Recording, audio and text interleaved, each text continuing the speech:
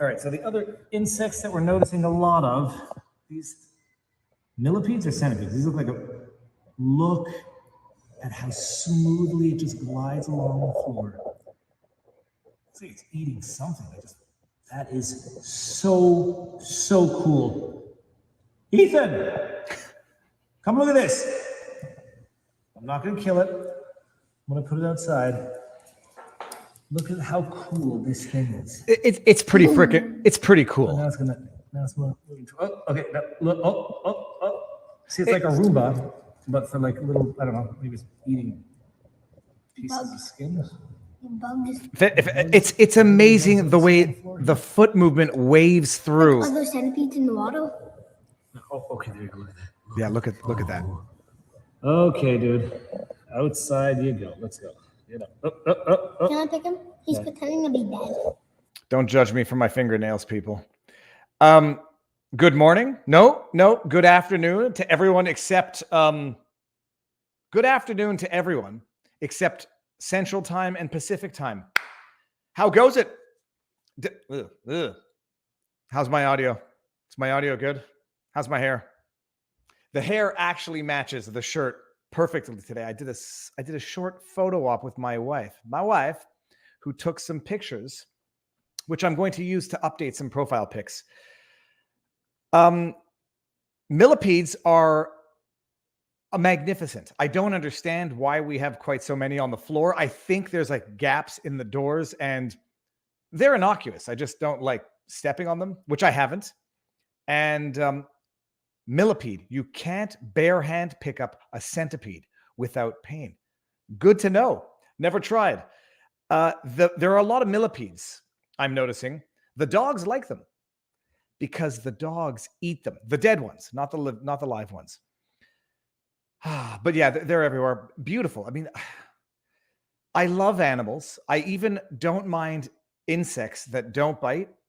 And the ones that don't burrow into your ears and then slowly eat your brain and lay eggs inside your why hair better than the audio? Why is the audio not good? So that's it. That was the adventure to be found on vivabarneslaw.locals.com, where it's not all law, people. Every now and again, it's the small, beautiful things in life, the small distractions from the raging political hellhole the world seems to have descended into at an increasing level on a daily basis. vivabarneslaw.locals.com, by the way. If there's two, you can be a supporter or you can just be a member. And there's like, I want to say 70+% of the content on the community is not behind the supporter paywall. And then a lot of the stuff that is temporarily is made public to the general members. Ton of content if you want to go there. One more time, that's vivabarneslaw.locals.com. And another shameless plug or just an announcement. Today's day one of the Steve Bannon contempt of Congress trial, people. There has not been a conviction for contempt of Congress since J. Gordon Libby or G. Gordon Libby, the Libby guy from Watergate. There has not, as far as I know, people, there has not been a conviction for contempt of Congress since J. Gordon Libby or Gordon J. Libby. I'm just going to call him Libby. 50 years. There have been people who have been charged with contempt of Congress. There have been those who have been found to be in contempt of Congress, but never charged.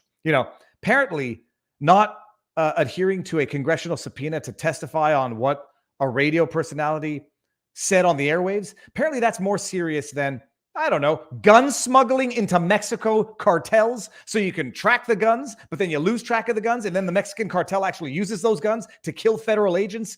Yeah, Eric Holder, people, was found to be in contempt of Congress. The DOJ never got around to charging, never got around to prosecuting Eric Holder, which is going to highlight not that this is a show trial or a kangaroo court or a kabuki theater of a trial. It's not the trial per se that is the political joke in the Steve Bannon persecution. And I'll say persecution because at some point you have to recognize when you only go after certain people or certain people of a certain political persuasion, and you go after them repeatedly. Remember the build the wall. Now we're after Steve Bannon for contempt of Congress. When you only go after some and then systematically ignore or acquit the other, it's political persecution, pure and simple.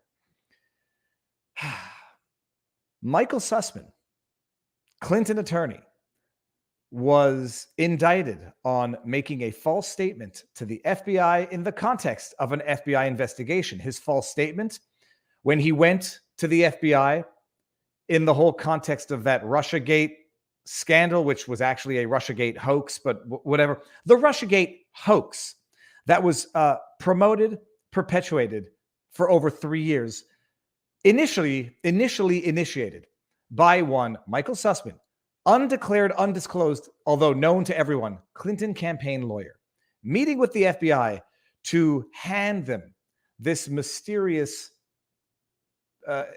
intelligence, opposition research, a document which allegedly showed alleged collusion, which actually never existed, which it was such a bunk file that this individual submitted to the FBI as a regular citizen, showing collusion between Russia and Russia banks and the Trump campaign.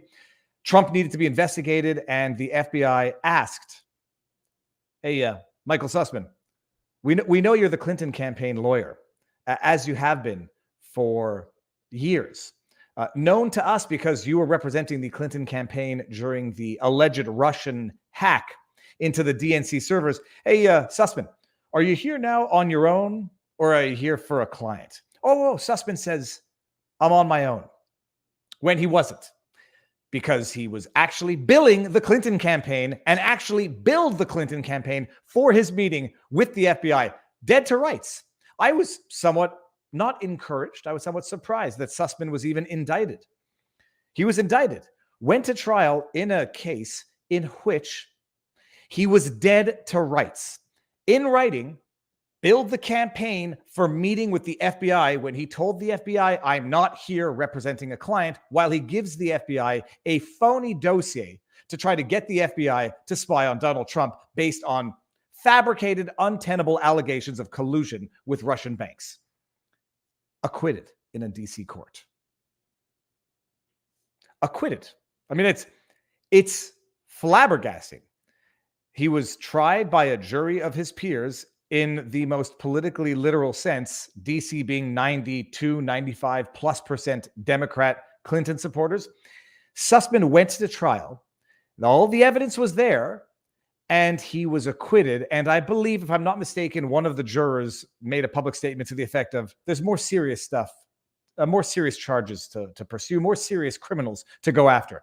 Like Steve Bannon for failing to respect a congressional subpoena that was arguably improperly issued by an unlawful committee.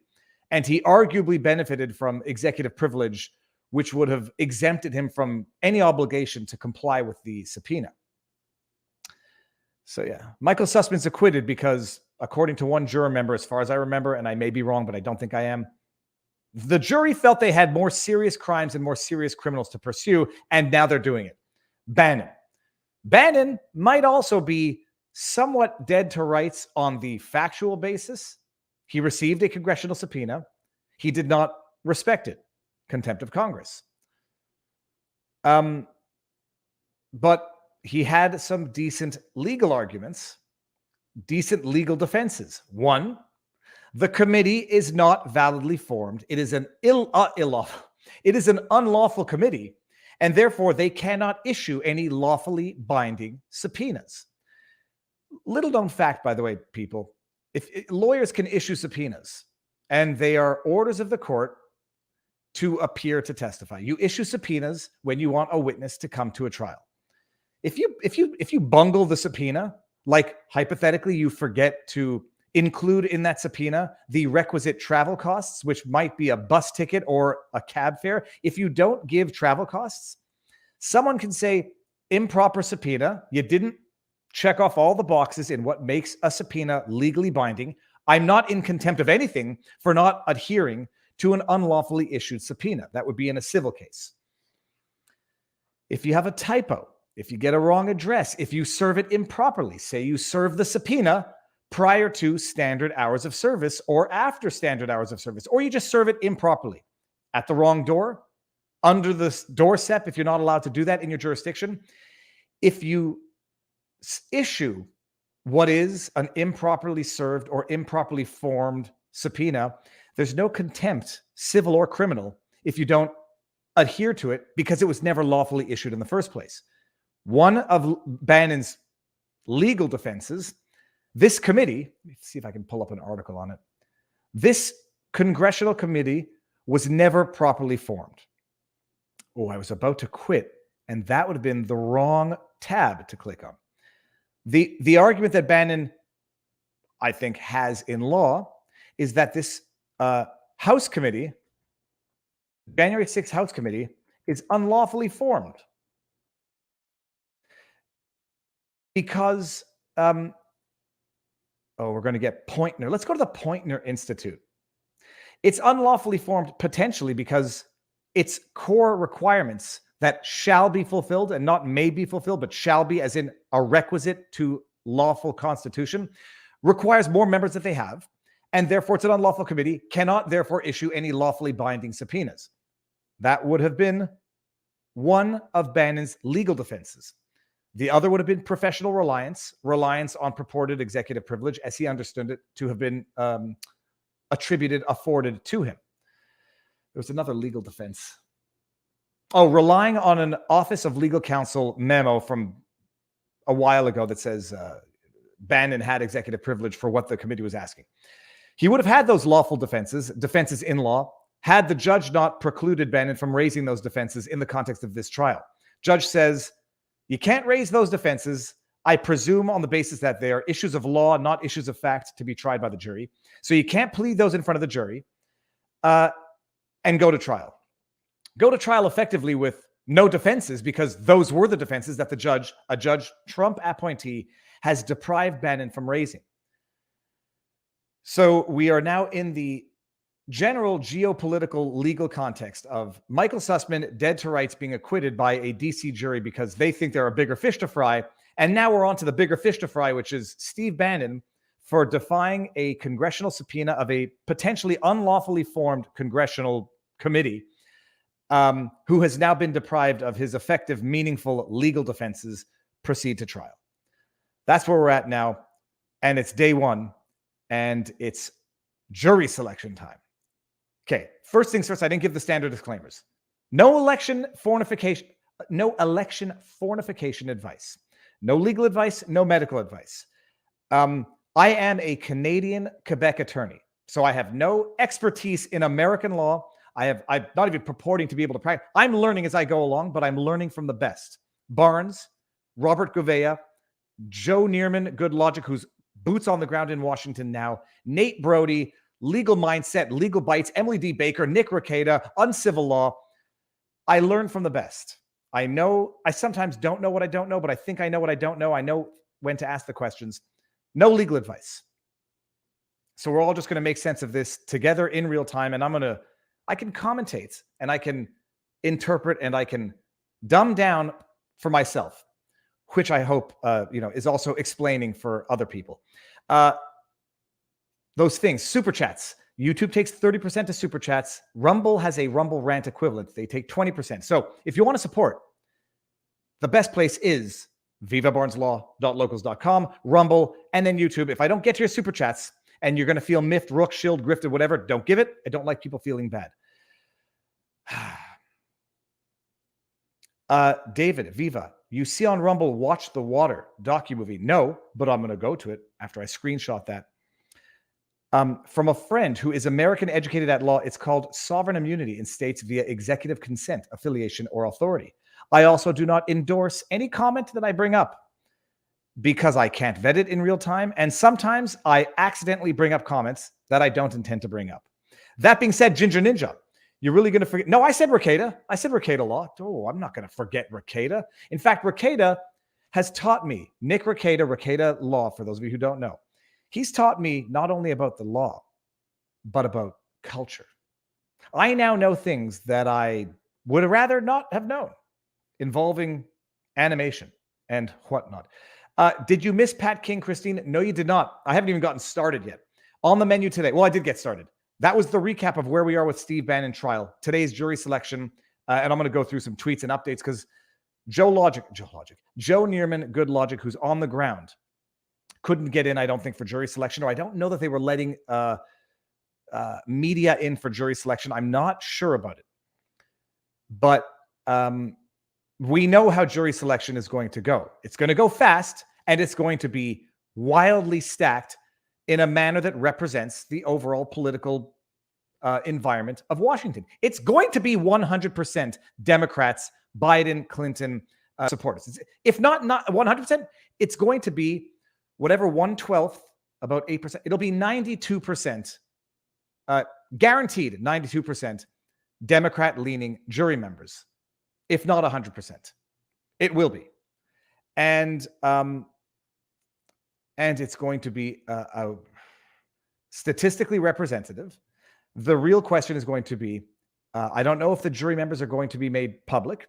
And the question is going to be, above and beyond it being politically stacked, what levels of political incest are we going to see in this jury?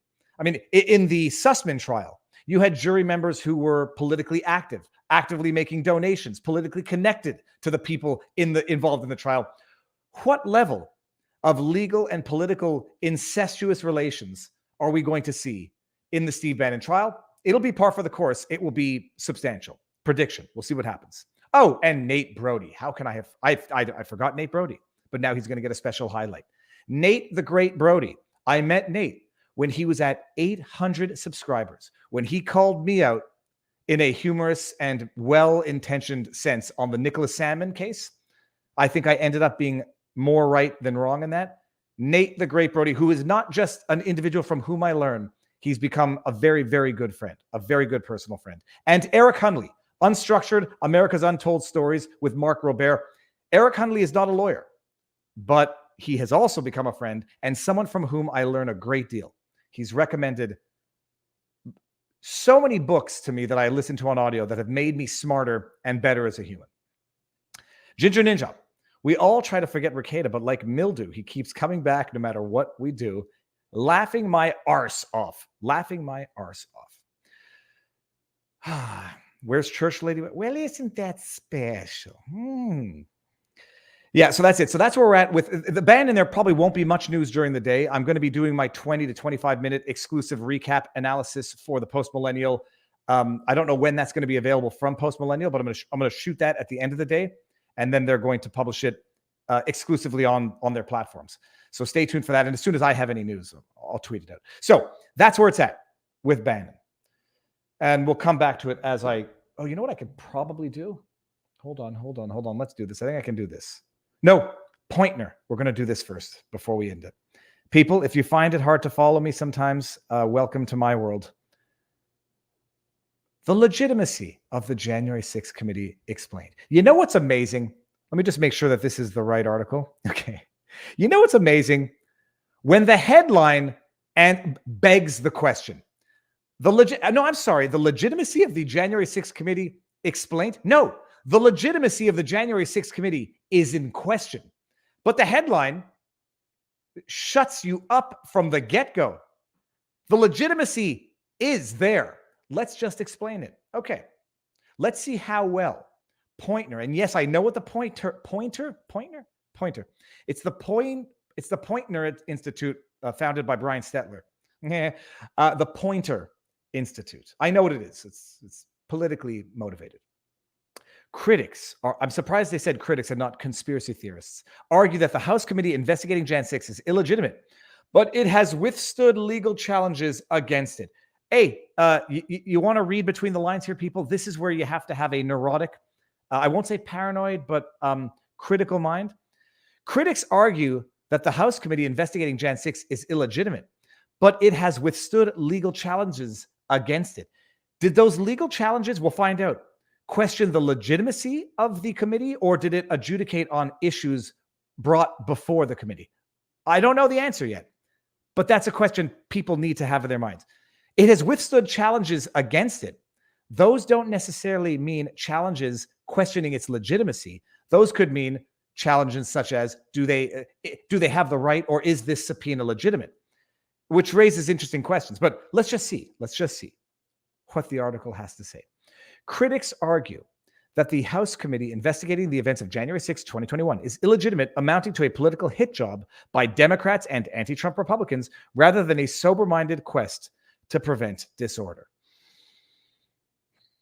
Anybody who has watched the first 4 or 5, I don't know how many days we're up to of the January 6th committee hearings, anybody who has watched any portion of that would know that we are not in the realm of a sober-minded quest to prevent disorder. We are in an alcohol-fueled state of inebriation, intoxication, political intoxication, not to prevent disorder, to prevent Trump from ever being able to run again.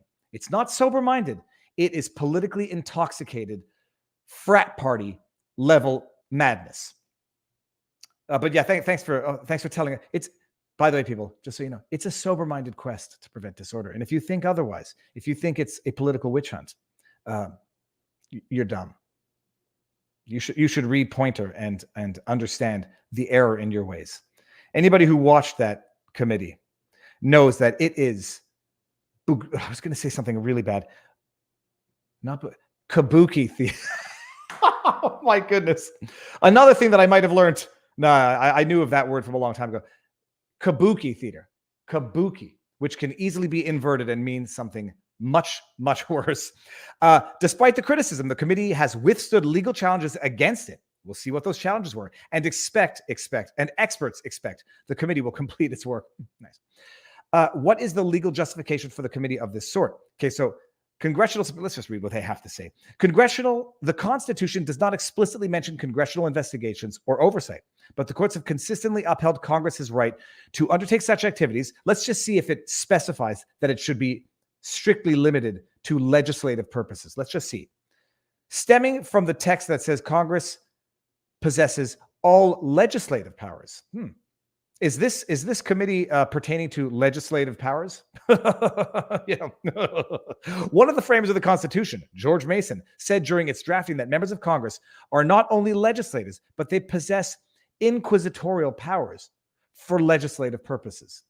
Is what is going on with January 6th legislative, or absolutely beyond legislative, political, and arguably even inquisitory? Oh, yada, yada, yada. Okay, so how is the January 6th investigation different from previous ones? My answer is really isn't. Oh, that's nice. Okay. A lawyer said, okay. How did it come to be? Let's just see where the criticism is. We don't want to go through all of this.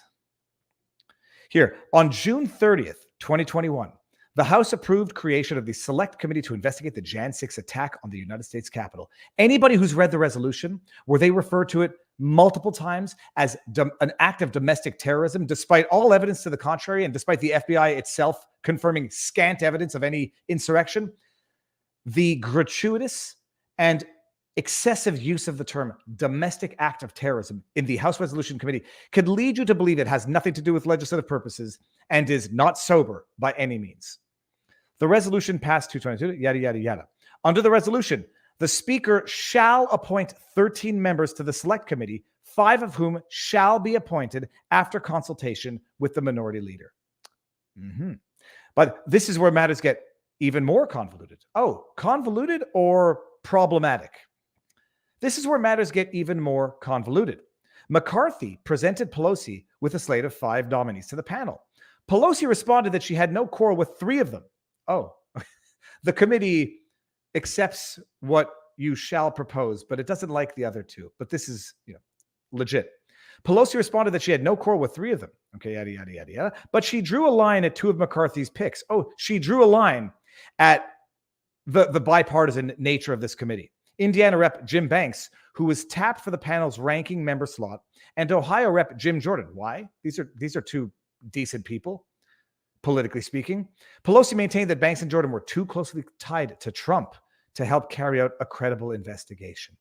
If they're tied to Trump, such that they're excluded, should not others be excluded because they're tied to anti-Trump? I mean, no. So she's picking the ones that she thinks are going to do the job that she wants them to do on this bipartisan committee. Okay. After she rejected the two of them, McCarthy retracted all 5 of his nominations, including the 3 Pelosi said she'd accept. Okay. Speaker Pelosi has taken the unprecedented step of denying the minority party's picks. Did anybody know about this? By the way, I'll say good for Pointer for actually bringing this up. I knew this. I don't think a lot of people knew the degree to which this is a political sham of a committee. So arguably doesn't even respect its own criteria, but most people don't know the extent of the politics behind it. It's actually kind of fascinating. Oh, but Pelosi had one last move. She proceeded to name the 2 Republicans who had voted to establish the committee, Cheney and Kinzinger. Anybody who's seen their testimony knows. I know what rhino means in theory, Republicans in name only. Cheney. Enough said. As members, joining 7 Democrats. So, by the way, this produced a committee that was bipartisan. Can you appreciate the lies? This produced a committee that was bipartisan. The speaker, the leader there, Pelosi, appoints the opposition, the bipartisan aspects, doesn't meet the required threshold for a number of committee members, and then Pointer says it's a bipartisan committee. It's a bipartisan committee wherein one side of the political aspect of it appointed their opposition. We have investigated ourselves and found no wrongdoing. We have appointed our own opposition and now claim to be a bipartisan committee, but excluded lawmakers who Democrats believed could be tempted to use the panel as a platform to justify the actions of Trump and his allies rather than investigate them. And how about if the other people are just using this platform to politically weaponize it instead of to investigate how such a thing occurred? Unbelievable. Okay, in a lawsuit, the Republican National Committee argued that there were several problems with the formation of the committee. First, rather than 13 members, as set out in the resolution, the panel ended with only 9. Second, the panel had no ranking member, as has been called for in the resolution. And third, Republicans on the committee were not ones recommended by the Republican leader, McCarthy. On May 1st, U.S. District Court ruled that none of these concerns were enough to stop the committee's work. It didn't declare, as far as I understand, it didn't declare the committee lawful. And I believe, and I hope I'm not wrong, that question is still in the air, if not on appeal, at least on final adjudication, I think, because being told you can continue with the committee's work does not validate the committee itself. Let me just see if we go on with this. And if anybody in the chat knows, let me know. The ruling was made by Timothy J. Kelly, a Trump appointee. Kelly wrote that concern over the numerical divergence was not an unreasonable position, but he added that the court must give great weight to the House's own actions, including 2 occasions in which House Republicans failed to challenge the committee's underlying legitimacy before casting votes related to the committee. The House has also argued that there's precedent for a committee with incomplete membership. Okay. As for the question of the ranking member, that's less of interest to me. This ruling says they can continue with their work. I don't believe it confirmed the validity of the committee itself. Maybe I'm wrong. Okay, well, whatever. Let's see here. Another broad complaint of the lawsuit is that the committee's actions are not advancing a valid legislative purpose. Okay. Sometimes I know things that I don't even know that I know. But yeah, this argument didn't fly with Kelly either, who noted the committee's purpose was to investigate if legislation is necessary to avert a future Can you appreciate what this means? Trump appointee or not, can you appreciate what this means? The committee can now be justified to determine if future legislation might be necessary to do something. There will never be any committee ever formed in the absence of any current legislative purpose for which this argument cannot be made and cannot plausibly be made and argued. They need to see. We need to investigate to see if there's anything legislative that comes about this. That basically applies to anything and everything government could ever be involved in. Kelly's decision was in line with an earlier decision of the circuit. Okay, yada yada yada. In December, a 3-judge panel ruled against Trump's attempt to block National Archives. Yada yada yada. The appeals. Hold on, is this the appeals? Okay, so it was in line with an earlier decision. Has this one been appealed? This is in the previous case. We don't care about that. Further bolstering the House's case, the Supreme Court denied a motion by Trump to overturn the appeals court decision. So is there an appeal currently pending of Judge Kelly's decision? The collective result of these court decisions, Robinault said, is to show that the committee was properly authorized and that Congress has the power to investigate for valid legislative purposes. Wow, way to whitewash what we all knew. We all knew that already. Let me just see. Timothy J. Kelly. Let's just see something here. Just want to see if this decision is under appeal. Timothy J. Kelly, appeal Jan 6 committee. Chat probably has already answered the question. May 23rd. Let's see this. Select committee effort to obtain. Okay, so this is a different. I don't know. I'll ask someone else who knows. I won't be able to find that out in real time. So that's the pointer suggesting that this committee is totally fine, despite the fact that it does not meet the shall number because at one point in the past something else similar happened. It's valid because although it doesn't address a current legislative issue, it's prospective. It might need to be done in order to determine if in the future some legislation is necessary. Like what legislation could be necessary in the future that doesn't already exist when 500 people have been charged with crimes? Existing legislation. It's preposterous. So that's that. I mean, it has been authorized to continue its investigative work, and we'll see if at the end of the day this committee is held to be lawfully created and legally compliant. Let me just read some chats to see. The judge is this is not my opinion. As a lawyer, I am bound to respect the court's decisions. The judge is a corrupt stooge and really issued a legally asinine opinion. Well, we all knew.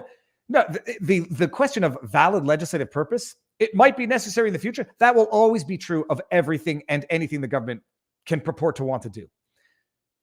Required for future potential legislative purposes, it seems there's enough laws currently existing under current legislation that is currently being massively used against all those accused. There's enough legislation out there such that 500 people have been in jail or sentenced. Some spent time in solitary confinement. Seems that they're, but we might, who knows? They might need more laws. More laws. $20 Rumble rant. AOC should demand to know who opened the doors from the inside. AOC came out in a tweet and said, the cops were opening the doors. Yeah, people have been saying that from the beginning. AOC's one-dimensional chess analysis is that the cops inside supported Trump and they were trying to facilitate the insurrection by opening the doors to protesters. Checkers. That's 1D checkers. Yep. People have been saying from the beginning, because there's been video evidence to show it, one defendant was acquitted on this basis. The cops opened the doors in large part. Let's say in part. I won't qualify it. The cops clearly opened some doors, and people also clearly broke windows and forced their way in elsewhere. We know that. AOC's analysis is that the cops that opened the doors to let the Trump supporters in were part of the insurrection. They were pro-Trump police officers working at the Capitol who wanted Trump to succeed in the insurrection, and not potentially, maybe, let's just take it to like 2D checkers, maybe wanted this to happen so they could weaponize all of this against Trump and Trump supporters. Like, did they think, if is in AOC's 1D checkers game here, did those police officers risk everything and anything of their professional lives thinking this insurrection would succeed and they would be handsomely remunerated and congratulated by the new leader, Trump, who has taken over power because of the loyalty of the cops inside the Capitol Hill, opening the doors to the insurrectionists? Did they really think that? Or maybe, just maybe, Pelosi, others decline reinforcement, decline the National Guard, have half as many police officers and security working because of COVID, knowing what's happening because it was all over the media. Protesters had gotten their permits. Yeah, no, that's what it is, AOC. They opened the doors because they thought that would result in an insurrection that would return Trump to the throne, and all of those brave, loyal Capitol Police officers who bravely opened the doors, they would be given seats in the Trump regime.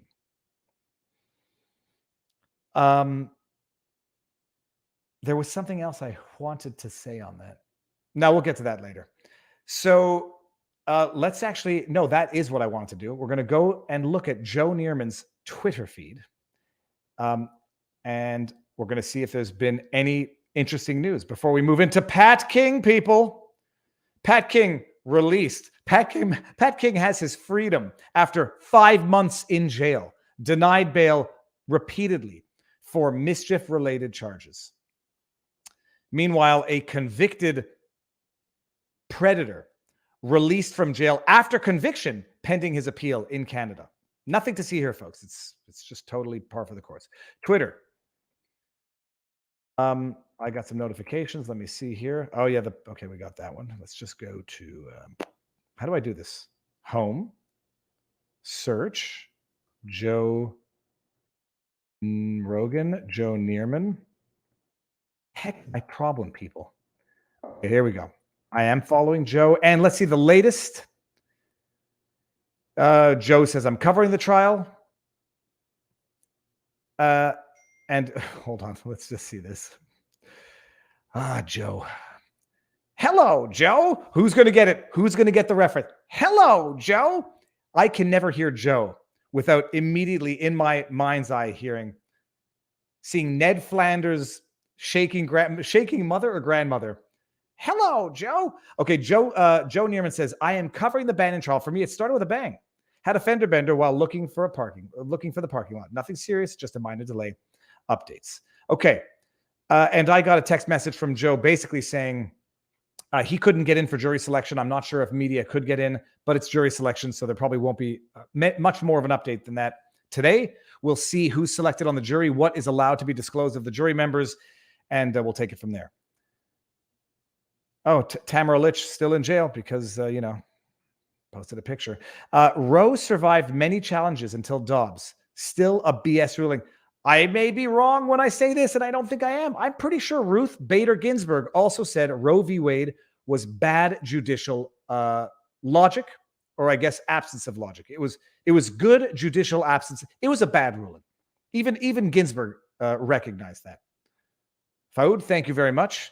And Kaina X122. So what's the opinion on the Trump staff members that are now testifying against him? Legit testimony or backstabbing? Some of it's just fantastical fabrications. I mean, the woman there who depicted Trump as this frothing at the mouth, raging, diabolical beast, reaching for the wheel of what I presume is an armored vehicle with a barrier between Trump and the driver, reaching for the wheel because he was so angry with his yes men that they weren't taking him to the Capitol. It was like the episode of The Simpsons where Rock Bottom did the investigative piece on Homer Simpson about the Gummy DeMilo, and they stitched together this whole fabricated version of the interview. Trump was enraged. He reached through the window of his armored protective vehicle, grabbed the wheel, and said, "Take me to the Capitol." And his yes men, who were his yes men, said no. This is Kendrick Leist, or Leist. I'll say Leist. I am a small government constitutionalist. Seeing the makeup of Republican RNC leadership, I realized I'm the rhino. I don't know if I understand that politically. And then we got, every time I hear a specific ad on Sirius XM, I think of you. Promo code on the ad is, duty. Diarrhea. Hey, Lois. Hey, Winston. Winston's sleeping down there. Viva Fry supports Justin Trudeau. I'm not blocking this because I don't like the message. It's just stupid. These are spam bots, and I don't know how they work. Yesterday, there was a new one for Barnes, and I've seen the one for Uncivil and the other one for Joe Neerman. And I don't understand the purpose. Anyhow, here we go. You see, look at this. Yeah, you're spamming. You're out of here. I think I've already blocked. Yeah, this, and it's multiple accounts that use my beautiful faces on an avatar. How dare you use my face to support Justin Trudeau? Like, who are you going to convince? In a corruption-free government, this wouldn't be happening. We spend all this time playing symptom management games, chasing our tails. They stall us so we can't work on the solutions that'll remove their powers at the source. Power at the source. Winning reality. Can't disagree with that.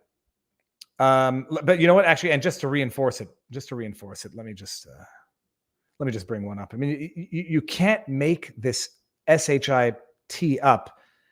You could, but no one would believe you. It was a tweet from Herr Trudeau earlier today. Okay, no, that was earlier. Here we go. Nelson, this is Justin Trudeau lamenting the injustice of political prisoners. Nelson Mandela was a voice for justice that never faltered, and his lifelong commitment to peace, equality, and inclusion has inspired people all over the world. To honor his legacy, I have jailed Tamara Litch, an indigenous Métis woman from... Oh, I'm sorry. No, he didn't say that. To honor his legacy, let's continue to carry that work forward and build a better future for everyone. Hashtag Mandela Day. This coming from the guy. Where's my response? I know I responded. Why would my response not be right up there on my own Twitter feed? I know I responded. We're going, people. We're going. This is what happens when someone loses legitimacy to rule because of their own corruption and their own lack of ethics. Where is my response, people? How far down are we going to go? We're going. We're going downtown, people.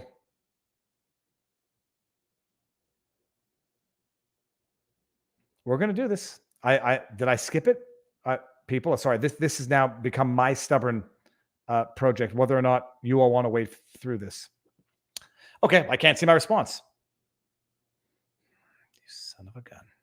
All right, let me just go back. Let me just go to my profile because I know that I responded.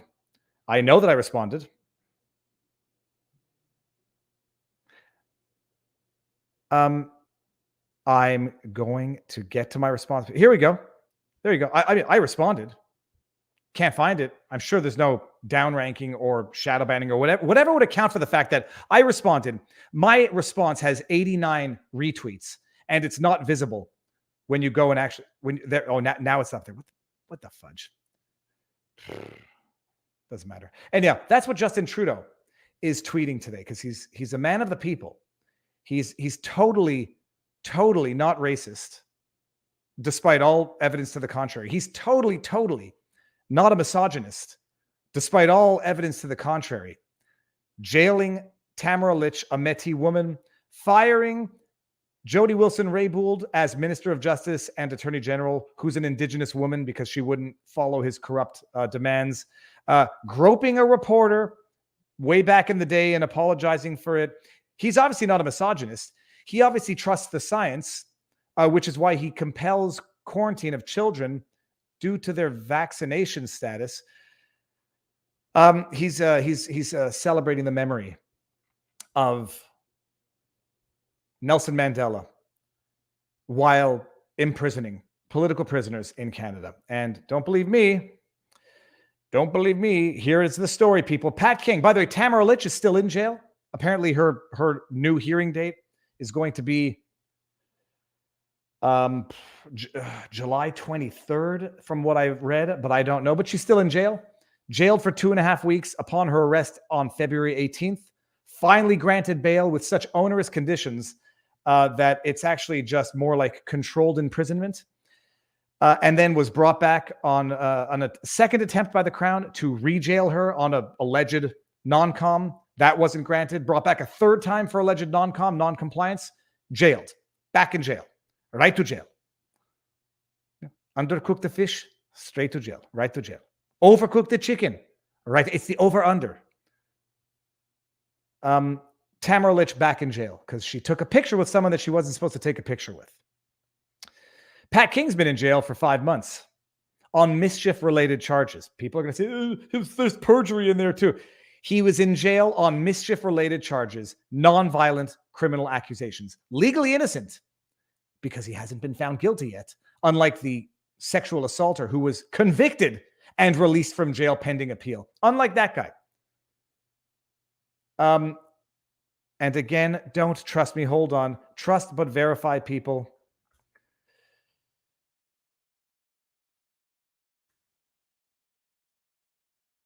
Hold on. Might not have been the best term. Here, I think if I throw that word in there, I'll get it. Here we go. Swim swam.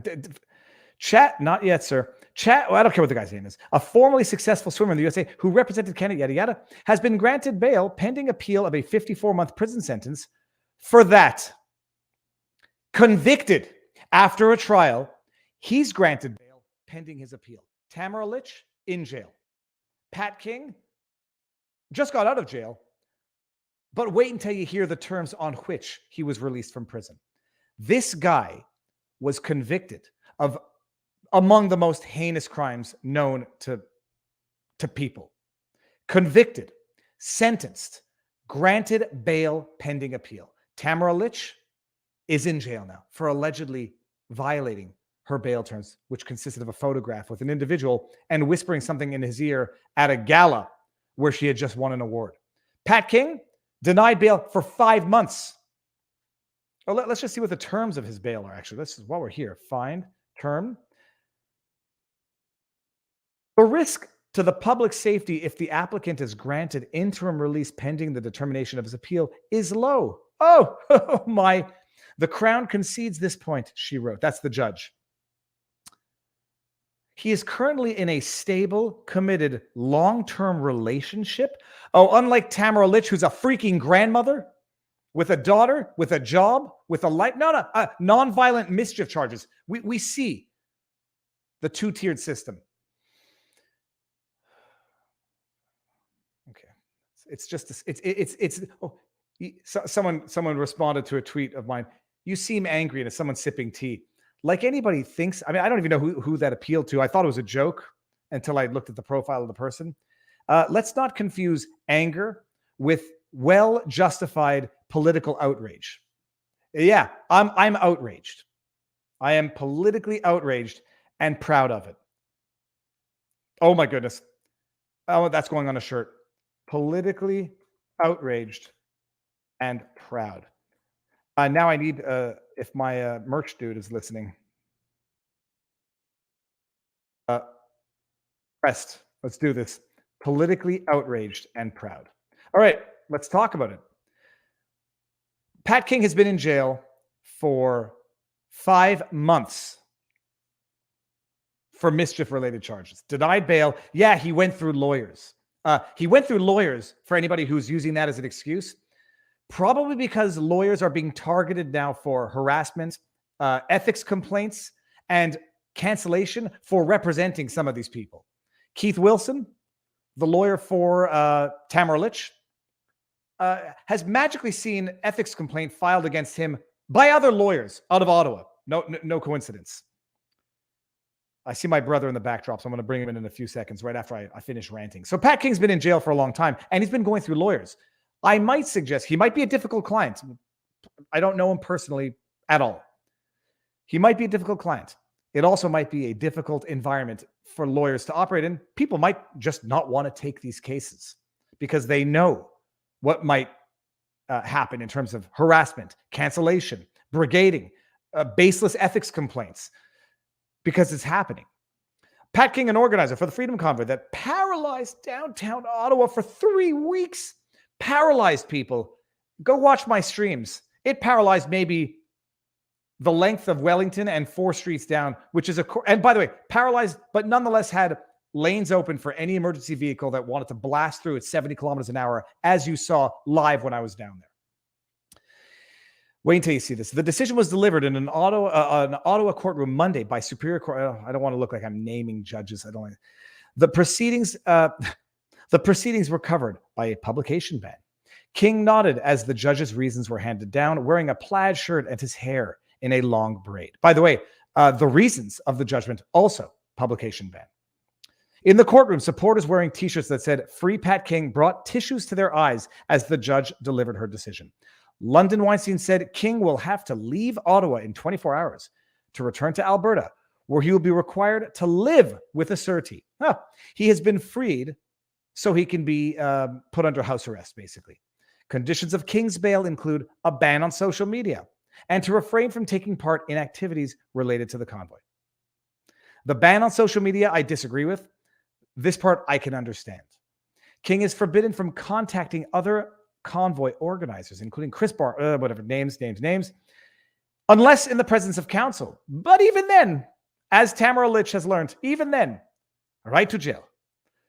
The day after, Okay, so the day after the April hearing, the Crown announced it was charging King with 3 counts of perjury and obstruction of justice. The latest accusation, So that is, here we go. And the previous charges included mischief, intimidation, obstructing police, and disobeying a court order. That 5 months in jail, right to jail, sexually assault a woman in an apartment building, get convicted and sentenced. He's in a long-term relationship. He'll be fine. He's totally trustworthy. So Pat King's out, and boy, howdy. How? All right, let me bring my brother in, people. I said my brother was coming. Have we got... Okay, but I'm not blocking it yet until I see that this is actual spam. And now I see it's actual spam. All right, here you go. Congratulations. Get my boost. I love it. Is this supposed to be spam to help Trudeau or to make him look like the tyrant that he is? What did I just do? New comments. Oh, okay, sorry. It's spam. Okay, so anyways, please, slow mode. Did I not put on slow mode? Going into slow mode, people. Put your thingy things on hold. You're going to lose your message in 5, 4, 3. We have entered slow mode. We have entered the slow modes, the modes of the slows. I'm being interviewed on Friday regarding what's happening in EMS. The night. Okay. I'll share with you and Dan when it is posted online. Chet, please. Thank you. And why don't you have... I don't... This is a non-judge... That's John Candy from... I don't know, remember, is that... Who's Harry Crumb? I don't know who they are, so I'll look. And that's not... I don't mean to be that... I don't mean that in any way. I don't know. I'm not familiar with their content. Fenderbender, tell Joe he should have left his wife. Nope. Do not interfere with other people's marriages. Why can't Bannon use the argument that the committee is unlawful because they ignored the minority leader's members? Fuad, we addressed it. It seems that a judge says they can. It's compelling enough. They can continue with their work. Hold on. And just, okay, I see. Hold on. This last one. Viva Fauci says he will retire. Saw that. Fauci can get a pardon. He'll never be able to walk the streets again. There can be no greater curse than not being able to walk among your brethren. Speaking of brethren, Dan. Speaking of brethren, there you are. How's it going? Good. Now, chat, tell me if my brother's audio is much louder than mine. And if it is, mic check 1. Okay, yeah, sorry about that. Can you hear me? That's better. No, how's the mic? Okay, good. People in the chat, let me know. Should I take out one earbud? Is that better? No, that's good. It was just a question of the audio. That avatar was not from Uncle Buck. I can tell you that. That avatar of John Candy, he's dressed up like a policeman with glasses. I know everything of Uncle Buck. Dan, so what's going on? Well, every time I hear you, it's like every case you bring that's coming out of Canada, I'm like, that's the most important issue we got to fight now. But it's like it just keeps going on and on. So like Tamara Litch, when I hear she's still in jail, I'm like, that's what we all got to line up and defend. And then I hear kids still can't go to Western without a double vax. I'm like, that's a triple vax. That's what we got to fight for. I'm like, then I hear the Law Society is now blocking lawyers from going to the law library without a vaccine. I'm like, that's what I got to fight. And Dan, what's Dad saying to both of us? Don't fall in love with the merchandise, he says. That's right. Don't get too engrossed in what you think is the most important thing on earth. That's Dad, right. Too late. Thanks, we Paul. are. So we have Pat King, Tamara Litch. Yeah, the word on the street, and I posted this on my, I see it has my Lion advocacy handle now automatically because I have my advocacy Twitter channel, so that's kind of cool. Follow me on Twitter if you guys are interested. But the Tamara Litch thing was concerning because it's really, I think you've addressed it. It's it's totally unprecedented, right? I'm not a criminal expert, but when I talk to criminal lawyers on both sides of the bar, like on the bench, like Crown lawyers and criminal lawyers, they'll all admit that this is very unusual. And when I hear that coming from experts, okay, that's when I'm like, the alarm bells are going off. Like, so why aren't you speaking up about this? If it's very unusual, and I'm talking like senior guys on, senior lawyers. I'm like, why can't we're all on the same page here where there's no conflict of interest. We all want democracy. Trudeau wants democracy. We all want democracy. Keeping someone in jail, bro, without a hearing. Did you just say Trudeau wants democracy? Sorry, that was a quote from his. That was a quote from his Twitter account, or one of his accounts. We all want the same thing. So the question is keeping someone in jail, is that normal? Like, regardless of what she did, and I shouldn't say every lawyer. Almost every lawyer is like, it's not, something's a bit off. It's unprecedented, is what they say. I think this is just anecdotal, but yes, I think we've spoken to the same people and then our own people who have been doing bail hearings for violent criminals for decades.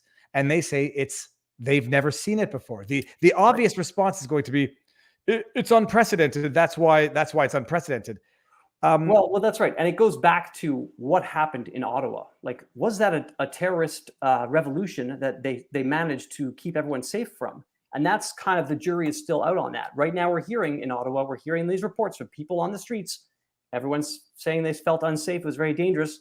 I didn't see that many criminal charges from actual, protesters, but there were some, but like the actual acts of violence against Ottawa residents, I haven't seen that so much, but maybe more is going to come up. We'll wait and see. But that's the underlying narrative, is that there has been this, they'll be kept in jail now without a full hearing, because it was such a dangerous situation that's why we're keeping everyone safe. And it's, like I say, all you have to do, don't make a judgment, speak to lawyers, speak to as many lawyers as you can about this. If it's, that have experience, and say, are they concerned? And then, and hear what they say. Just listen. That's all I ask people to do. People need to appreciate it's not a question of finding one source and relying on it. It's a question of getting as many sources as you can, aggregating them, and then coming to your own conclusion. When you speak to 10, 12 lawyers and all but one, or they all say it, you might say they're all biased. They're all a bunch of extremist truckers supporting whatever. Or you might say something unprecedented is in fact going on here. And what that is massive prosecutorial overreach for political purposes. And I think what people aren't aware of is there's a bit of an economic side. Well, the economic side of this, like, people do know about it, but the cost of each of these individuals defending themselves from these charges, it starts to add up, okay? And unlike the government, a lot of these folks, they don't have they can't just print money like the government can. So you're seeing now money that's being allocated by the government, the federal government, provincial government sometimes, but mostly on these federal charges, criminal code charges. A lot of these the army that they're throwing against these folks, some of them will maybe plead guilty to very small charges, or they'll have the charges dropped. The whole process is designed to take a financial hit on these folks, and you're seeing the financial hit across the board. You're seeing the financial hit not just on the protesters, but even people who call them vaccine or vaccine therapy hesitant. They're being whacked with financial repercussions unprecedented, right? So someone coming across the border who doesn't do their ArriveCan app, as you've seen, it's they're just putting the full force of whatever they can, see what sticks, and ultimately probably not much of it will. But the whole process is stressful. People have to spend money to defend sometimes. So it's a huge thing, and the lawyers, we've got to kind of come together, and there's no unanimity. There's always going to be a diversity of voices on these things, but it's important that people come together and discuss these things without the name calling. Like, I'm not anti-vax, I'm not pro-vax, I'm not, I'm just talk to your doctor guy. Dan it's an interesting thing seeing people transition. You might be where I might have been 6 months ago, or where I was thinking at the time, we just have to have an honest discussion, as though Trudeau or Trudeau supporters want to have an honest discussion. I don't draw the line at left versus right. It's I've noticed some people who support other, even conservative leaders, the second you criticize them, they don't want to have the discussion. They resort to the same type of tactics. But the problem is, this is a struggle to retain power, and there's too much at stake for the current political parties who are at power to play fair or to play honest. And the only thing I can say is sensitize, inform, wake up, to use the cliche, as many people as you can.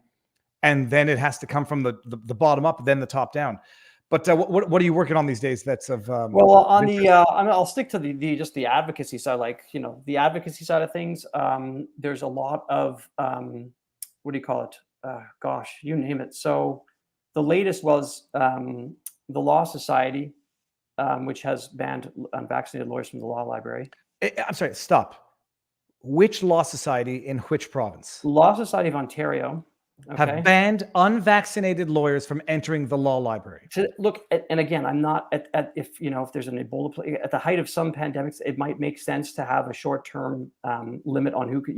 I don't question the legitimacy of having general restrictions at some points based on certain agreed upon. Have a discussion about it. But this restriction now, we're in July, and I've spoken to top public health officials about this, doctors, physicians, everybody who will talk to me without calling me a name, because I'm like I say, I'm just willing to listen to anybody. Everyone who I've spoken to, they're like, yeah, a mandate or like excluding access to anything at this point makes no sense. I'm like, so travel restrictions? They're like, yeah, no senior member of NACI ever was on board with the vaccine. Dan, not that I don't trust my own brother. Dan, is this it? Law Society? Yeah, scroll down. Barreau de l'Ontario? Yeah, scroll down. Because it says, what did they? Hold on. Effective September 13, anyone entering Law Society, yada, yada, yada. No, read the full corporate statement. There you go. But it said it right there. Oh, I don't. Okay. It's a court. No, there was at the top. So that if you look at the most, they're updated May 24. Anyhow, look, I don't mean to criticize my Law Society. They're great. They're the custodians of justice. And fairness and reasonableness. And I fully trust that they will do the right thing once they are apprised of all the information that is available out there to review on the subject of vaccine safety and efficacy. I'm not here to contradict any public health official. This is my disclaimer. But you won't criticize them. I will. If the Law Society, I cannot. Yes. Okay. The Law Society's vaccine policy remains in place. Anyone entering Law Society premises at 130 Queen Street West or 393 or 375 University Avenue, including those attending the Great Library, scheduled visitors, and third-party service providers are required to follow the Law Society's vaccine policy and show their Canadian vaccine receipt proving that they have received a full series of COVID-19 vaccine authorized. By the way, Dan, I'm gonna lose it for 30 seconds. But of the lawyers who need to use the library, yep, that it's going to be smaller firms. It's going to be sole practitioners. It's going to be, as far as the practice of law goes, it's not going to affect the big firms who have their own libraries, who have access to CanLaw and all these things. Correct. It's going to affect the small lawyer, the independent, the solo practitioner, the one who might be most likely to represent the likes of a Pat King. So in response to that, a lot of all the material are available online. So, and you can still access. So they do accommodate. So they will accommodate if you call in and just need some info. There's even the Toronto Lawyers Association has resources. You do have to pay $110 a year, but there are ways to get into the library virtually. But there's nothing like a physical presence. Like once you go into that building, you appreciate the law, the history. Like you see the books. Like I've looked at books from, golly, what was it? Ontario reports going back decades, hundreds of years.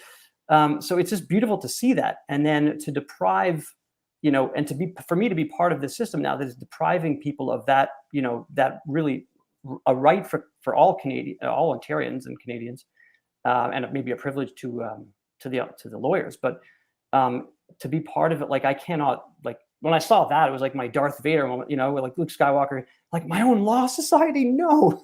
and let me just take it back to what I've been saying for months now. Also, statistically in Canada, who's least likely to be vaccinated? Latino Canadians, Black Canadians, Indigenous Canadians. What the Law Society of Ontario is basically also saying, Black Canadians, Black Canadian lawyers, Latina Canadian lawyers, Indigenous Canadian lawyers, sorry, statistically speaking, you're not welcome here. So interesting on that point was that there was a publication, I put on my Twitter handle, if you scroll through it, there was a publication by the federal government talking about how to sell the vaccine to those hesitant communities. And I would have been more skeptical had there not been a federal publication on this very topic, where they specifically address the issue of hesitancy within certain communities. They talk about the Indigenous community, the Black community. Like that was a federal publication talking about which communities are most likely to be hesitant or not vaccinated. I'm like, I don't know if that still holds today, like where people are holding in their vaccine status. I don't know that I haven't seen data on which communities are most reluctant to get vaccinated at this point. But like this is important to discuss this, and not right now. It's just left to the benches. I don't know what's going on in there. Like it's totally not. I say put it out to the 50s. Let's have it. Let's have the lawyers have a say. A lot of the lawyers are like we're like me. Like I don't want to deal with. I want to just keep focused on what I'm. But we have to now get a bit more involved with the lawyers and say, well, okay, so that's why I'm going to be bringing a motion at the next annual general meeting. A motion to have these things discussed in the open. It's important that we all flesh this out. I don't think a supermajority, a majority, or a squeeze out majority would approve of excluding unvaccinated individuals at this point in the pandemic. I just don't see it with the information that's available. Look, in my mind, anybody who says I would exclude an unvaccinated person from anything is a bigot in my mind. And in my mind, it's not that they're not entitled to their opinion. I would almost say it doesn't even matter if you say, we don't want those members in our club. But I would not disregard the opinion. And by the way, if the majority of the lawyers in Ontario said, yeah, we want to exclude the unvaxxed, I would find another province to work in. At that point, so this is where it comes to majority, supermajority, or squeeze-out majority. So are we dealing with 51%, 66%, or 90%? If it was 90%, if really 90% were okay with it, I'd probably find somewhere else to live, to be honest. I could be part of it with the available information out there today. So to the point, when it came down for me personally to deciding whether to accept unvaccinated during the height of the pandemic, whether to accept unvaccinated clients in my physical presence. Okay. What I did was I asked a senior infectious disease expert at Toronto Public Health, one-on-one. I said, if I'm vaccinated, if I'm fully vaccinated, I think 1 or 2 at the time, wearing a mask, KN95 or N95 or a good mask, not a piece of cloth, do I have to be worried about catching COVID from someone who's asymptomatic, sitting 6 feet, 3 feet, whatever, away from me in a well-ventilated space? Do I have to be worried about it in a, half an hour consult? Simple answer, no. And I'm like, okay, so why am I making somebody who has whatever chance it is of injury? There is an injury rate from the vaccine. I don't want to talk about it because I don't want to demonetize you. There is, and I'm getting information on that, more stories, and it's, Well, hold on, stop. What we can do is just quote Dr. Kieran Moore from Ontario. 1 in 5,000, a small risk of myocarditis, 1 in 5,000 of young, healthy people. So we don't need to go into the rest, but there's a small risk, 1 in 5,000. A little, just slightly under your chances of winning Powerball. Just 1 in 5,000. The reality is, I don't know what risk I'm okay with imposing on others because something's not working 100% for myself. You know what I mean? Like, what risk is acceptable to impose on on the public? Because it'll decrease. This is the simple quantum metrics that I don't have seen enough discussion or research on. But anyhow, so the point is, at this point in the pandemic, to exclude people from the Great Library, which is such a valuable resource for me, it was like literally being in there. It's like it's a spiritual experience because it's more than just books. It's the whole window into how this country, was constituted, how the democracy works, and I can't even. I'm done. I can't.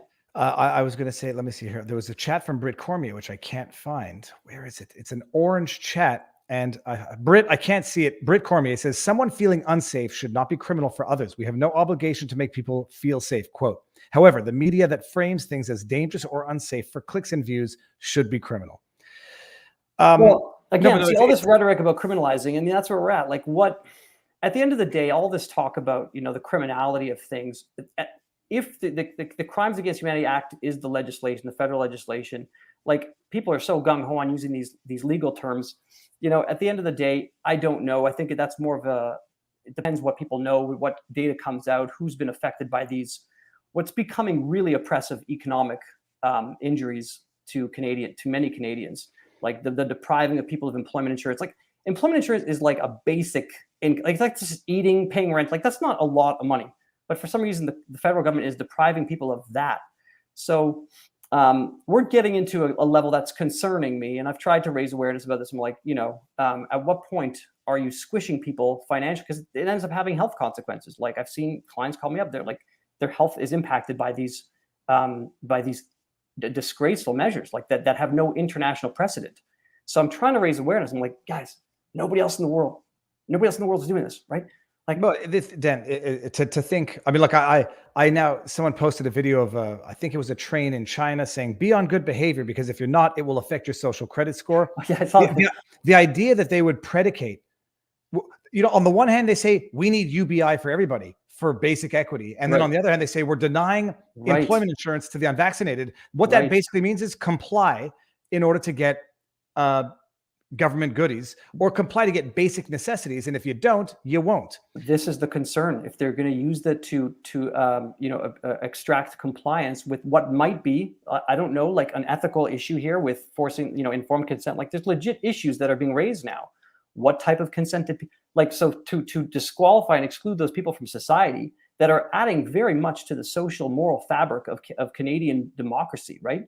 Because they're saying, there were no package. What do you call it? There were no information inserts into a lot of these vaccine packages. Like, how shouldn't people have had access? So, like, that's an ethical discussion. Yeah, they could have gone to the website, blah blah blah. But these are all important parts of the discussion. That when you start implementing these, like you say, you use the UBI, EI as a way of filtering out those who are not part of the marching to the tune, and that's where I get really concerned. And especially when I see that it's not just a financial. I tell people, you got to mitigate, go mitigate, cut your losses. I don't care what you have to do. Go sell cars, go work at Starbucks, whatever you do, make an income for yourself to stay healthy and feed yourself and your family, keep your house. Some people are like, no, I want to fight this. I want to sell I'm going to fight all the way. I'm like, okay, man, no, you're gonna. I'll say this, by the way, this was a conspiracy theory point of contention last year. Dr. Kieran Moore, in the same video where he says small chance of myocarditis, says it's a therapeutic. Dr. Kieran Moore, Chief Medical Officer of Ontario. Right, and I was expecting him to use that as an adjective, like a therapeutic vaccine. Yeah, not a noun. straight up therapeutic. I was waiting for the second part of that. I'm like, oh, you got me. Dan, Good Logic is in the house, and he's live and watching. Let's just bring him in here. Joe, can you hear me? We'll bring Good Logic back when I see his back screen moving. I think he's probably has some bad internet. Where's he from? He's from New York. He's from I think from Jersey or New York, and he's now in DC covering Bannon in court. So we're going to see this. Okay. Yeah, I know this was your Bannon special, so I don't want to interfere with your. No, don't worry. I'm just going to see when. Yeah, well, so you actually have a day job, so you have to get back. That's why I give you my lunch breaks, you and your viewers. Hashtag cover your tushy, because if you have a day job, people, don't be streaming and then your employer saying, were you working for me at home or were you doing a stream? During lunch, you could do what you want with your time. Interesting cases that you're working on, Dan? Interesting. Well, all over the map. Okay. But no, I mean, look, again, my day job is the corporate commercial stuff. So I'm not here to plug. I'm not here to solicit for that. If you're interested, just email me, Lion. Well, you can go to my advocacy and click your way through. Your Twitter handle is Lion Advocacy. Yeah, and that's my personal. So this is all, like I say, this is my personal, lunchtime stuff. But yes, so you can go on my Twitter account. You'll see the YouTube. The YouTube is really where I want to keep my 1,000 subs. So if you want to click on my YouTube, that's important because, like I say, a lot of live streaming has value because it puts it directly to the cloud.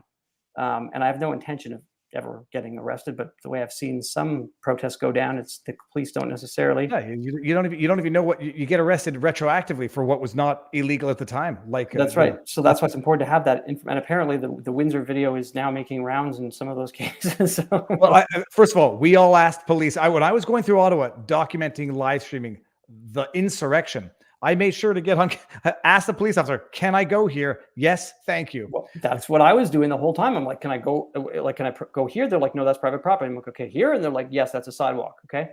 And then that's when they take over the sidewalk. That's when you have to figure out what's the law there. And this is where I've kind of had to, to scratch my head a bit. And, so now at the next protest, I know how to advise people to reduce the chance of getting arrested. Stay on that sidewalk and back up.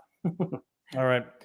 Good. So get back. You actually have to eat lunch, not just use your lunch for other things. But thank you for Dan. We'll do it again. All right. Awesome. Maybe one day we'll see each other again after this proverbial get across the border. Yeah, the vaccine wall of North America comes down. Yeah. Dude. Okay. All right. It's been real. Stay well. Soon. You too. Okay. That's my brother. Did someone say that I looked older than him? I'm salt and pepper. He's just salt.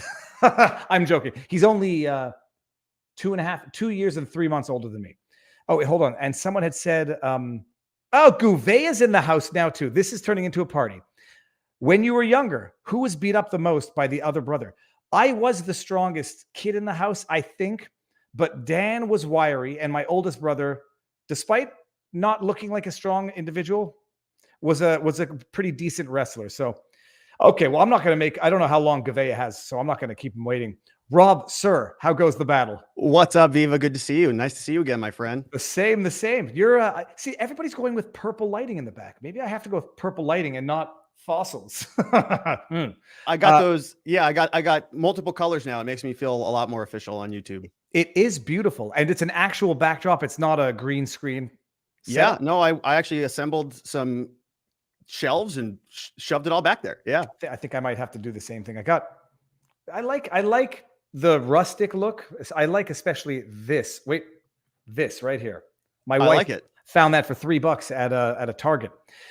Man, okay, Robert. So what's the good word? What's first of all, what are you up to in general these days? So I'm working. We've got an amazing law firm in Scottsdale, Arizona, and we are helping good people charged with crime. So that's my day job, and I spend a lot of time sort of doing that. But on the channel, we have been covering Steve Bannon, obviously, and all of the J6 stuff. We have the mind map that's available at j6mindmap.com, and if you go there, you'll see, you know, sort of all of the work that we've been dumping into this thing over the last really 18 months culmination. And so we're pretty excited about what's going to be taking place with Bannon today, but I have not really been all that plugged in. I know that trial or jury selection is underway right now, but I'm waiting for transcripts to come in later this afternoon. So until then, you know, we're sort of catching things through Twitter, and because this is a federal court, you know, proceeding, obviously we can't see it, but I'm gearing up to see what happens, because this is kind of like the climax of a lot of the J6 stuff all coming to head. Man, your piece that you did on was it Friday, breaking down the New York Times article on Ray Epps. I'm gonna touch on it afterwards in more detail than I did last night. It's classic stuff. But the question that I had for you is the procedure that works for this trial. It's a federal court, so not live streamed or anything. Although journalists can be in there, depending on where they're at, they can either tweet live, or if it's in the main room, only pen and paper. Yeah, so I'm not exactly sure, and I think Good Logic was debating going down there, so I haven't actually talked to him today, but you may know more than I do.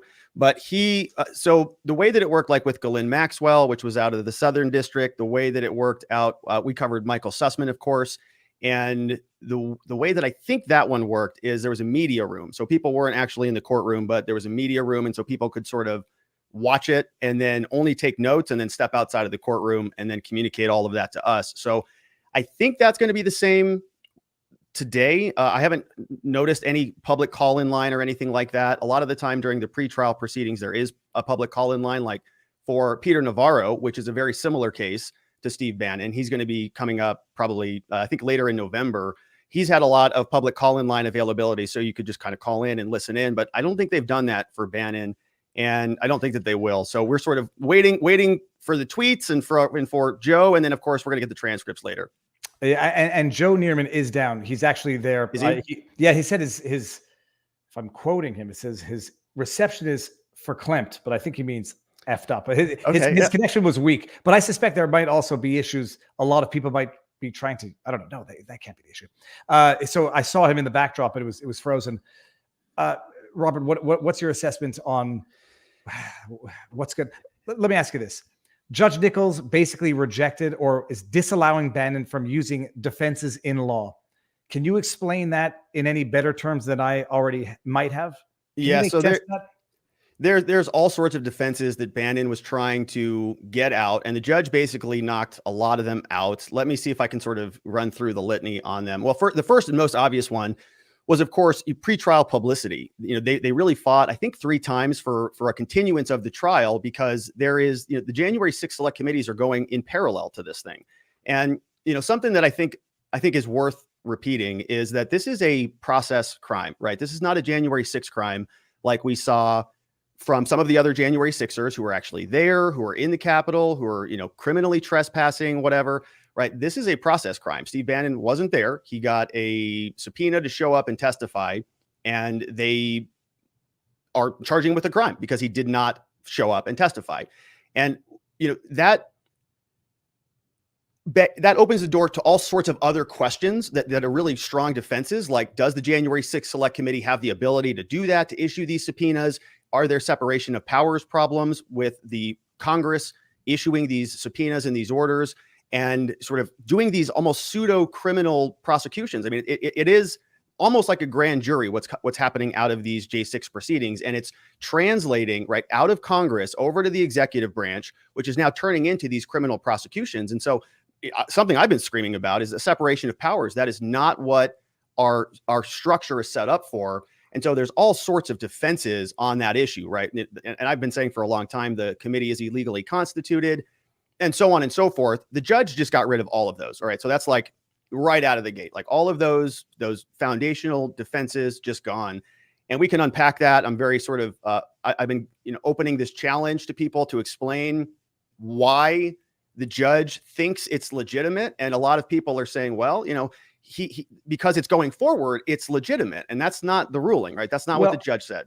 Okay. And is that is the judgment for challenging the committee itself, not in Bannon's case, or specifically to Bannon's case? Well, one of Bannon's defenses was that the committee is illegitimate. And if the committee is illegitimate, if the subpoena didn't have any lawful jurisdiction because the committee is illegitimate, then there really shouldn't be a crime, because he should have never gotten a subpoena in the first place, right? That was invalid, and the entire case should be dismissed on that basis. And so, yes, he filed a motion to dismiss the case on that basis, but he also is saying that he wants to, so kind of two things, right? He wants to make the legal argument to the judge and have the judge dismiss the case because the case is on the pretext of an illegitimate committee. That's number one. Number two is he wants to make the argument to the jurors, right, to explain it to them sort of in the court of public opinion, explain to the jurors that it is an illegitimate committee. And the judge has also said that really he can't even talk about those arguments, right? These are called motions in limine, preliminary motions that try to narrow the hula hoop, narrow the scope of what you can talk about. And the judge has really issued a lot of bad rulings against Bannon in that manner. He said specifically that you can't make those arguments. He also said, Bannon, a big part of Bannon's defense was to essentially claim malicious prosecution, to say that, this whole thing is a political hit job. These are prosecutors who are going after their political enemies. And he wanted to communicate that to the jurors, in opening arguments, closing arguments, in his lines of questioning. And the prosecution came out and they filed a preliminary motion to stop that, right? Before trial even starts, they say, Judge, this is what we suspect out of this guy. We think he's going to come out and make this all political.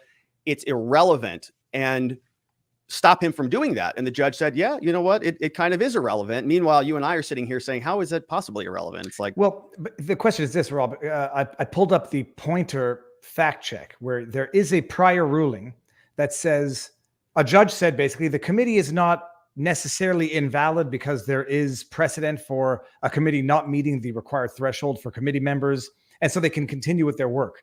I imagine Nichols now is bound by that previous ruling until such time as that ruling is or may be overturned. So that ruling, my understanding, if you're talking about what I'm talking about, is it's the judge being deferential to the committee. So it's the judge saying, I'm not ruling that this committee is lawfully valid. I'm just saying that it's not something that is I can't find that it's illegally constituted because of a separation of powers argument. So basically what he's doing is deferring over to, so let's read this. This is just from the Pointer, and just to make sure we're talking about the same case. It's we went over this earlier today, so the chat doesn't need to necessarily reread it. Yes. But basically says deferring. So great weight to the House's own actions, including two occasions, whatever. We read that. Correct. But this is the decision to which you're referring, as far as the judge being deferential to the committee saying they can carry on with their work, but didn't go so far as to say it's a totally lawful committee. Right. Yeah. So my argument is that it's a House committee, so it needs to be representative, right? It's in the House of Representatives. It should be representative. If you take a look at HR 503, which was the House resolution that gave them the power to create this committee. So you can just Google HR 503 for January 6th. And it's going to pull that up. It's going to say under Section 2, the committee shall be constituted of 13 members, 5 of whom are selected after consultation with a minority member, right? It's almost verbatim. And that is not the case. Okay. So it says shall, it doesn't say may, it doesn't say there's any discretion on any of that. And so by the House's own order, by their own, like it's their constitution in order to create this committee. You know, HR 503 is sort of like their constitution.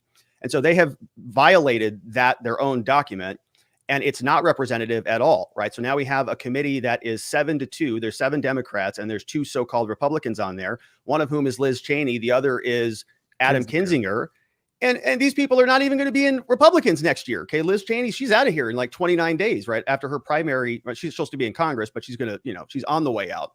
And Kinzinger is not running for re-election because the writing's on the wall for him as well. So, the committee is not representative in any way, shape, or form. It is not even in alignment with their governing document.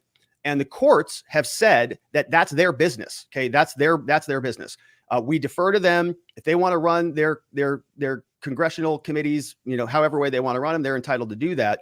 But that's a different argument than saying the committee is lawfully constituted and constitutional, right? And I have not seen that. In other words, because the courts can't do that, right? This is a separation of powers argument, and ordinarily, what you would have in a functional government, the executive branch would say, you can't do this stuff. This is a pseudo criminal prosecution that is within the purview of our power. The executive branch prosecutes crimes and does the investigations. And so Congress is trying to take that over. You know, and we learn here I learned in social studies and civics class when I was in, 4th grade, that the different branches are supposed to try to claw back that power. But in this case, that's not happening because the executive branch and the legislative branch, both Congress and Biden, are essentially in cahoots, right? They'd love to see this go forward. The Biden people don't want to necessarily take it under their wing because an executive prosecution of a former president is problematic, as we can get into. So they're deferring a lot of this over to this legislative committee. The committee, in my opinion, is doing some of the most, un-American stuff that we've seen in modern America. And, it's way worse than anything that took place on January 6th. So, there's a lot there, but it's a big mess. Well, what to make of the argument that Nichols, the current judge in Bannon's case, is going to say, look, they raised the argument of the, I won't say unlawfulness, but the invalidity of the committee. And a prior judge said, I'm going to let them carry on with their work. Do you know, Robert, is that prior decision under appeal in any way, or is that question itself still sort of going to be adjudicated on the merits? Yeah, so it's not going to be adjudicated on the merits in this trial. Basically, the judge has already said, I've ruled on it. The committee has the discretion to do whatever they want to do. And the judge is saying, I don't have power to go tell them how to do their business, right? I'm in the judicial branch. Look, they did what they did. They referred it over to the DOJ. They prosecuted it. That's all I can do about it. So the judge is saying, essentially, it's outside of my wheelhouse. You can't ask me to do anything about it. I'm not going to do anything about it. That, as I said, that's very different than saying this is a legally constituted, justified committee. And I have not seen an order from any court that explains how it is in fact constitutional. So, and they're trying to debunk it. And I think they're trying to pull a fast one on everybody to give this committee a lot more legitimacy than it really has. But Bannon has already submitted motions to try to make this argument in court. And the court said no, right? The court said you can't make those arguments either to the jurors, and the judge is not going to buy it. So the case is moving forward and it will be appealed. Absolutely. There were several motions to dismiss. Unfortunately, I think that Bannon does get convicted after all of this, and there will be appeals, out the wazoo. And so it's got to go up to the courts, and it may go up to the Supreme Court at some point, I wonder if it's too politically limited or too, as a matter of question of law, too limited to be of interest to the Supreme Court. But this decision, does anyone in the chat, is this decision going up for appeal the one in which the constitution of the committee was challenged, but seemingly reaffirmed or at least upheld? It's like, if the question of the committee itself, the standing of the committee to do what they're doing, is not going to be appealed from the prior decision, Bannon is up. He's up poop creek without a paddle. There's no question. As is, I think he's done. So if anyone in the chat knows that prior decision, if that's under appeal in some way, shape, or form, but this is scheduled for 5 days, Rob. What are the chances it goes on for 5 days? What's the prosecution going to do in this case? Yeah, it's a good question. I'm not sure that it is going to go all that long. Part of the question is going to be about Bannon and his defense and what they intend to do. Part of me has been speculating, based on what we've been seeing from basically the defense here, Bannon's defense, is that they may not even put up a defense, right? He's been objecting for every single thing that's been coming down the pike. One of the, sort of prior questions you asked was, how is this litany of issues going to be problematic for Bannon? And right, he tried to continue the case because of the pretrial publicity. Good luck on that. Right? Didn't happen. Yeah. Try to change venues, try to do all of these. One of the other defenses was sort of estoppel. It was an estoppel defense. It was essentially saying that Bannon was relying on the Department of Justice's own memorandum. So they wrote all of these memoranda and all of these, decisions about executive privilege and about how this works and about when the DOJ prosecutes people and when they don't prosecute people. And it's like, thousands of pages of documents. And so Bannon submitted all of this and he said, look, I was relying on the DOJ's own writings to base my defense on, and my decision to not show up, right? I was relying on them, and now they're prosecuting me for relying on their own documents, and they shouldn't be allowed to do that. So that's that's an estoppel argument. But the judge said, nope, you don't have that either, right? You don't have any of these defenses. And so I think David Scone is his defense lawyer. He came out of court during the last oral arguments, during the last pretrial proceeding, and he said something like, I'm not real sure what the defense is going to look like. Or I think the judge asked him, or he actually made the comment to the judge. He said, Judge, how am I supposed to defend my client with no defenses? And the judge said, yeah, that's a good question. Right. And that was like, I said, I would love to know the tone. Was it rhetorical? Well, how am I supposed to defend him? Or why are we going to go to trial? He has no defenses. Yeah. Bring it in, the man on the ground. Logic. Hey. It's Joe. Hey. How are you guys? Good. Logic, your audio might not be great, but we're going to live with it. I'll bring you up a little bit. Okay. So Joe, the man on the street, what's going on? Okay, so it's pretty crowded here, and they're very restrictive about the seating.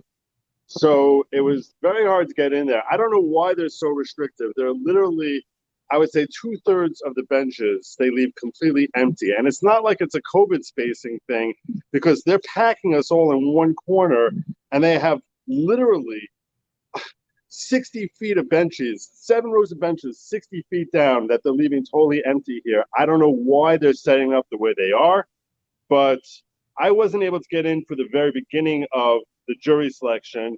I actually was almost going to give up hope that I was going to get in there. I found a different case. It was a January 6th jury selection that was happening at the same time in front of Judge Howell. And that was a Bledsoe case. So I bumped into another attorney here. He's an attorney who's counsel for a couple of, he asked to remain anonymous, but he's counsel for a couple of January 6th defendants. And he was the one who actually apprised me of the Bledsoe jury selection. We went down there together and we were watching.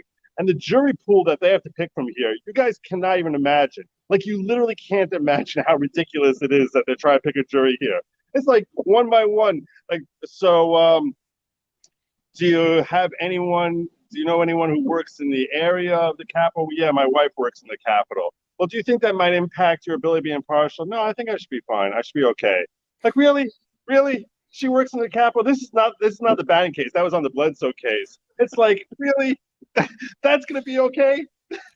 I've never done this before, any of this. Can you ask them, do you think the defendant is guilty? Is that a legitimate question to ask?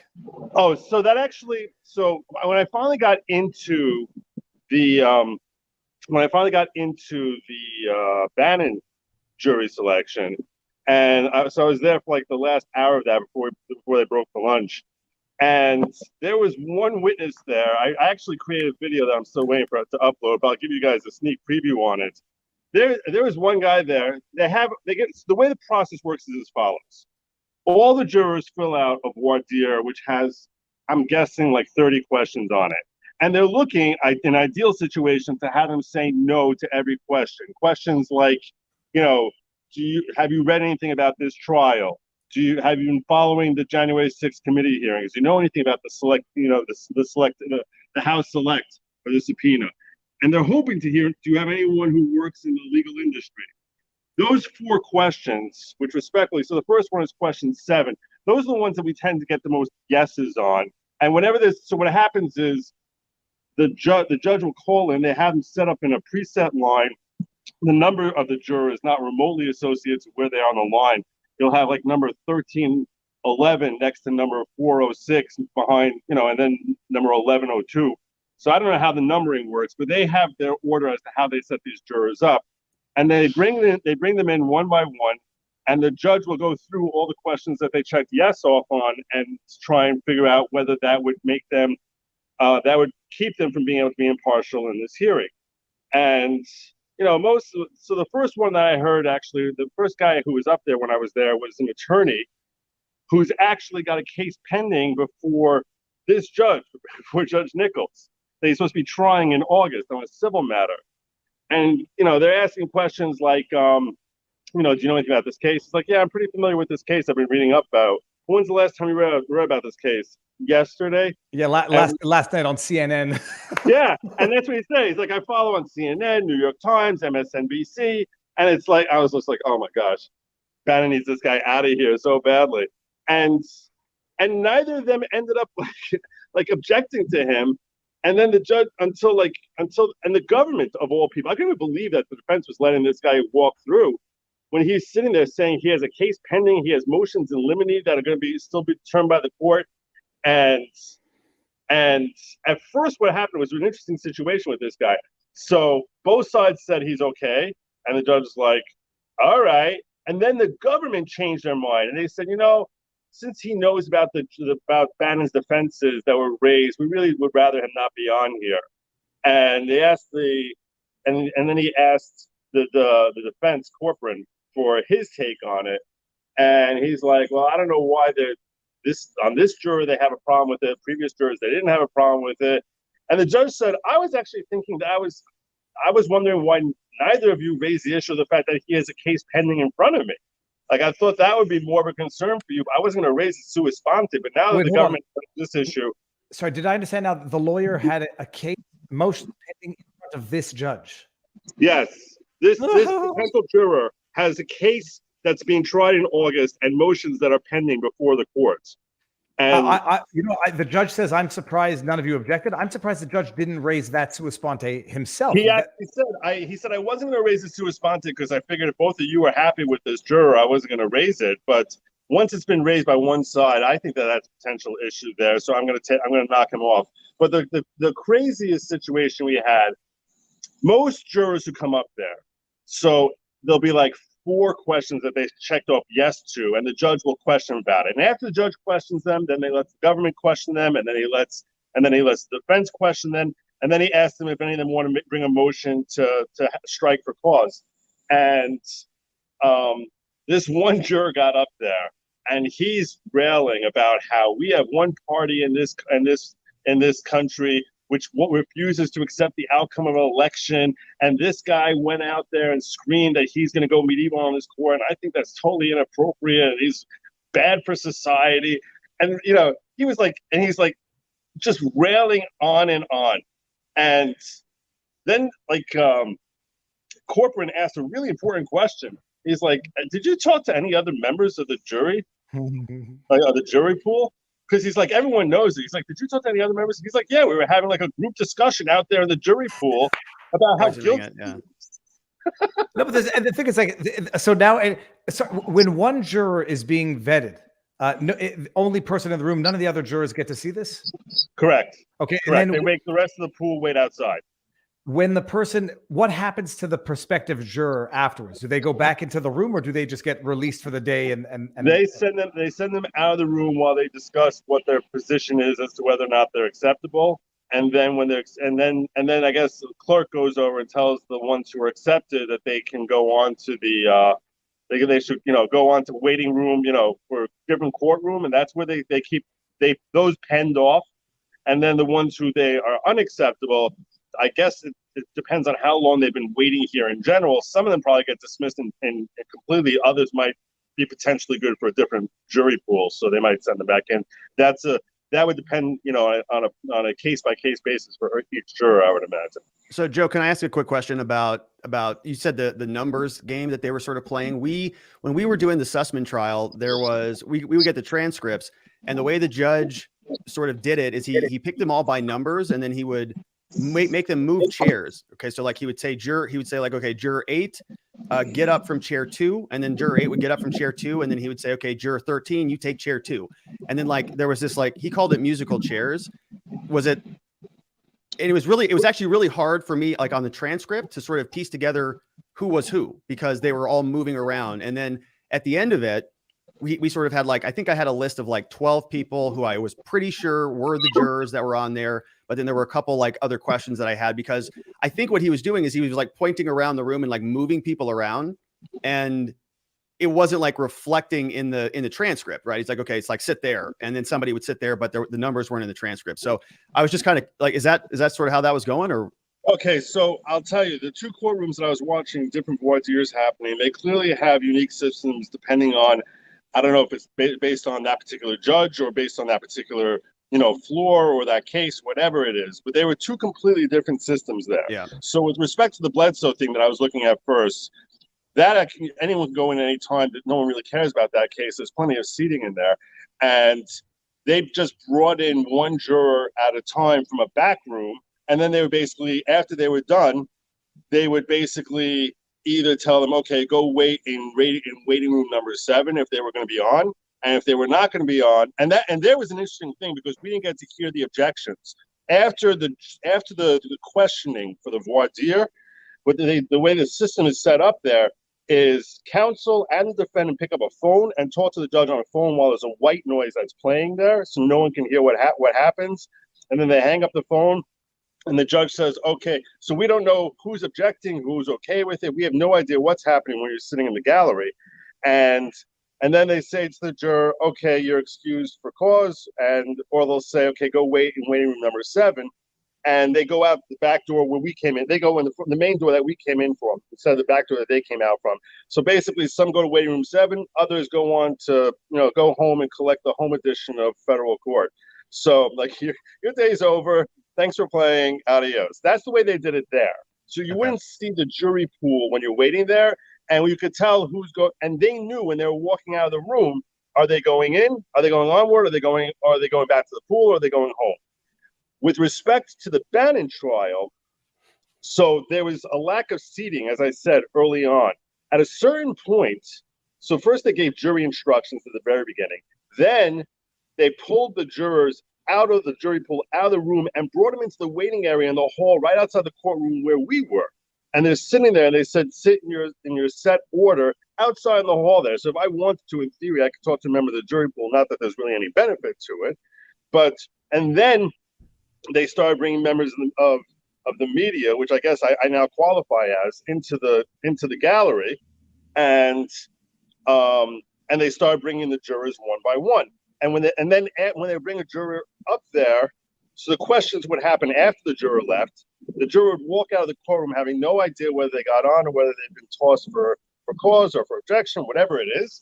And then I assume they're waiting back out with the jury pool until the clerk comes over and says, okay, you're in, or okay, you're going home. And that's basically what it seems like it was happening there, because you have to choose where you're sitting. Let me in one place at a time. So I didn't get to see what was happening.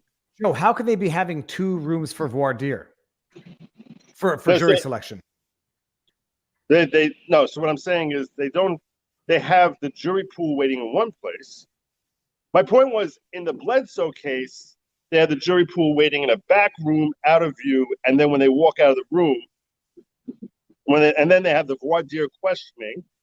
And then when they're done with the questioning, before they even leave the courtroom, they know they're on the jury or they're not. That's the way it's done in Bledsoe. In the Bannon case, they basically have everyone waiting in the lobby right outside the courtroom, bring them in one at a time, and when they bring them in and send them out of the courtroom, they send them back into the lobby, and that's when the attorneys start haggling with the judge as to whether or not they keep them on the jury or not. Hold on, let me make sure I understand this. They start in a lobby where they can all discuss among themselves if they so choose. They get selected one by one. They go to the courtroom. They get examined, and then they get released before they know if they are selected or rejected. And in that time, they go back to the room with all the other prospective jurors. I don't know where they take them to for that waiting moment. I have no idea where they are. I know this. It's not an intermingling with it. It's not like a wedding party where everyone gets drinks and they all sit and mingle with each other. They're on a designated line because this guy who basically seemed like he was doing everything he could to poison the jury against Bannon, like he basically said, he was talking to the guy in front of him and the guy behind him.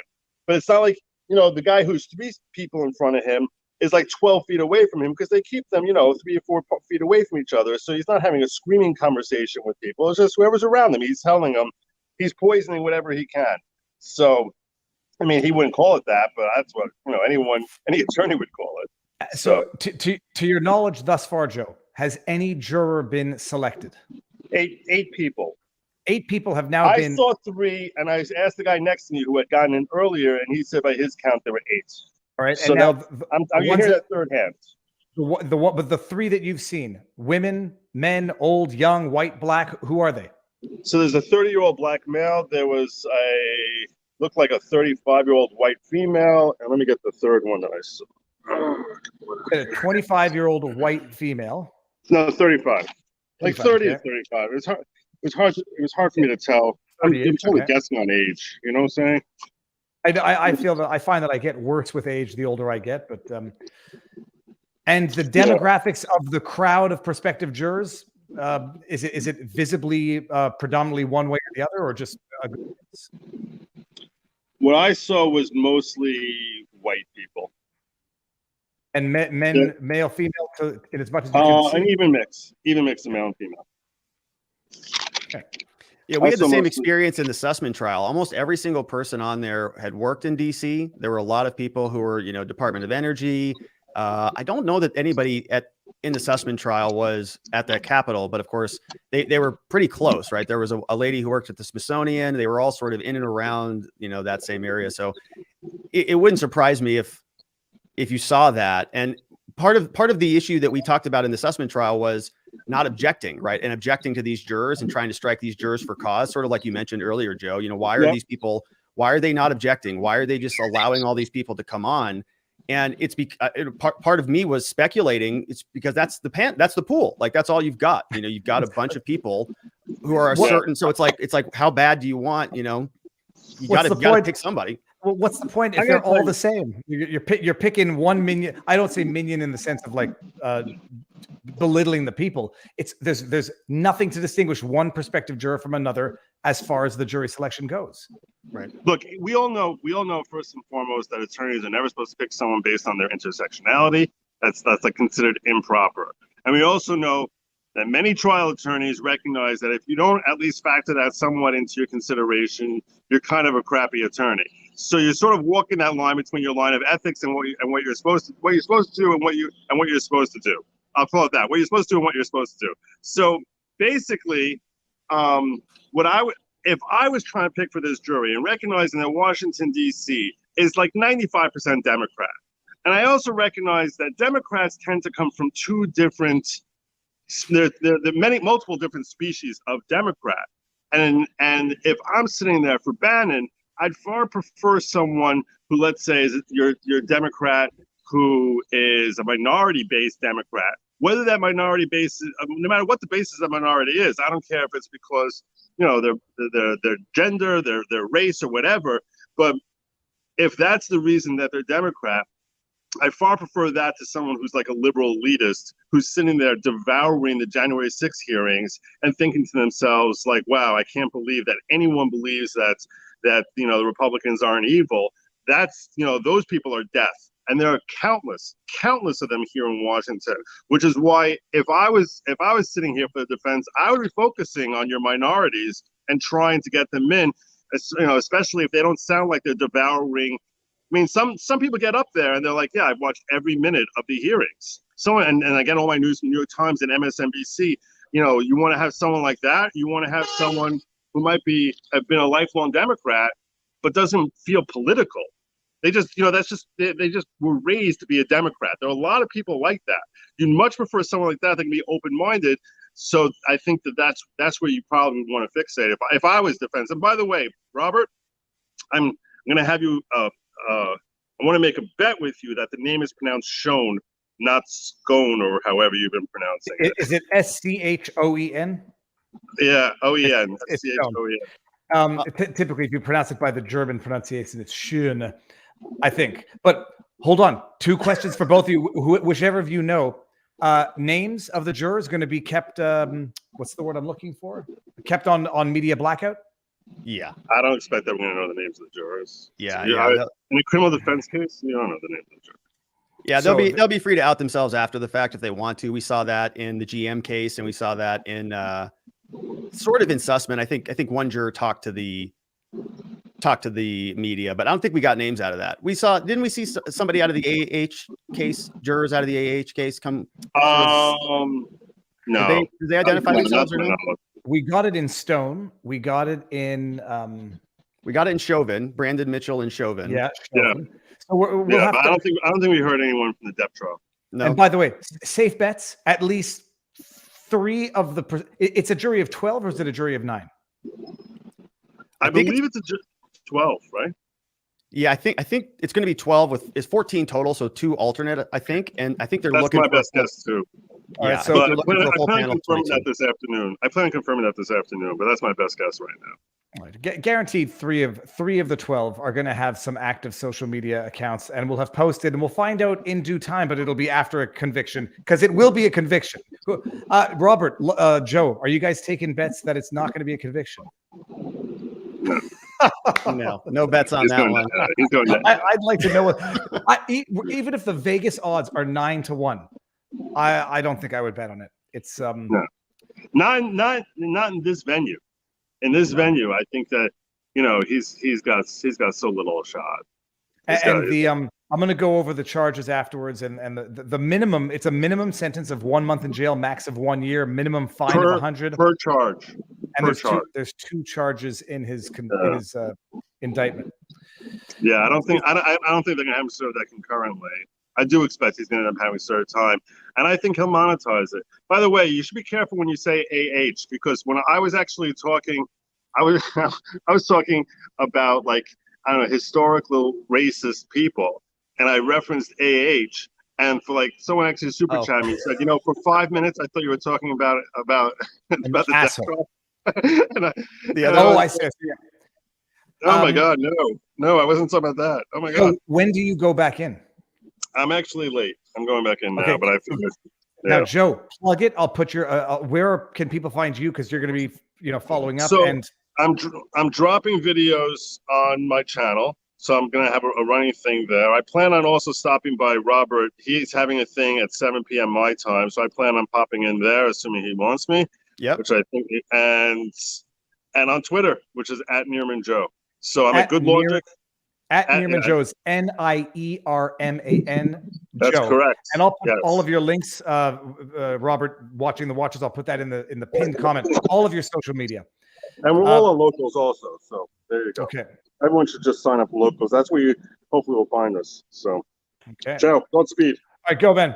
Robert, you can stick around for a few more seconds. Yeah, definitely. Okay, so I'm gonna go. I'll go through the indictment afterwards and the charges and the minimum stuff. Joe, not Joe, Rob. You're going to be live 7 o'clock tonight. You're going to have the morning transcripts or the full day, do you think?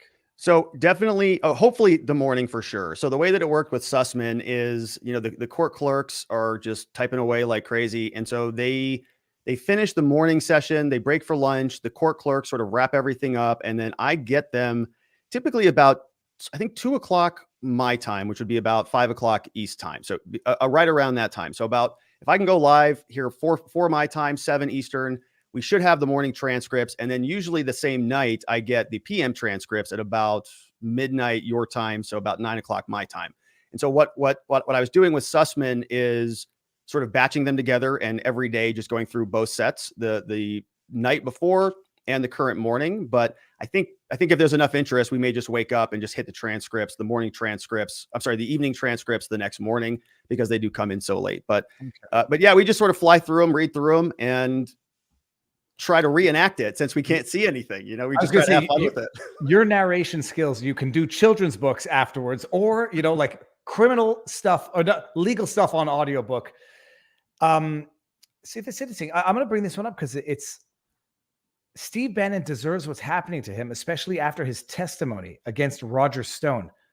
I feel like I'm missing something. What was Bannon's testimony against Roger Stone? I don't know. I don't know what that would have been. I mean, and so there was Bannon made.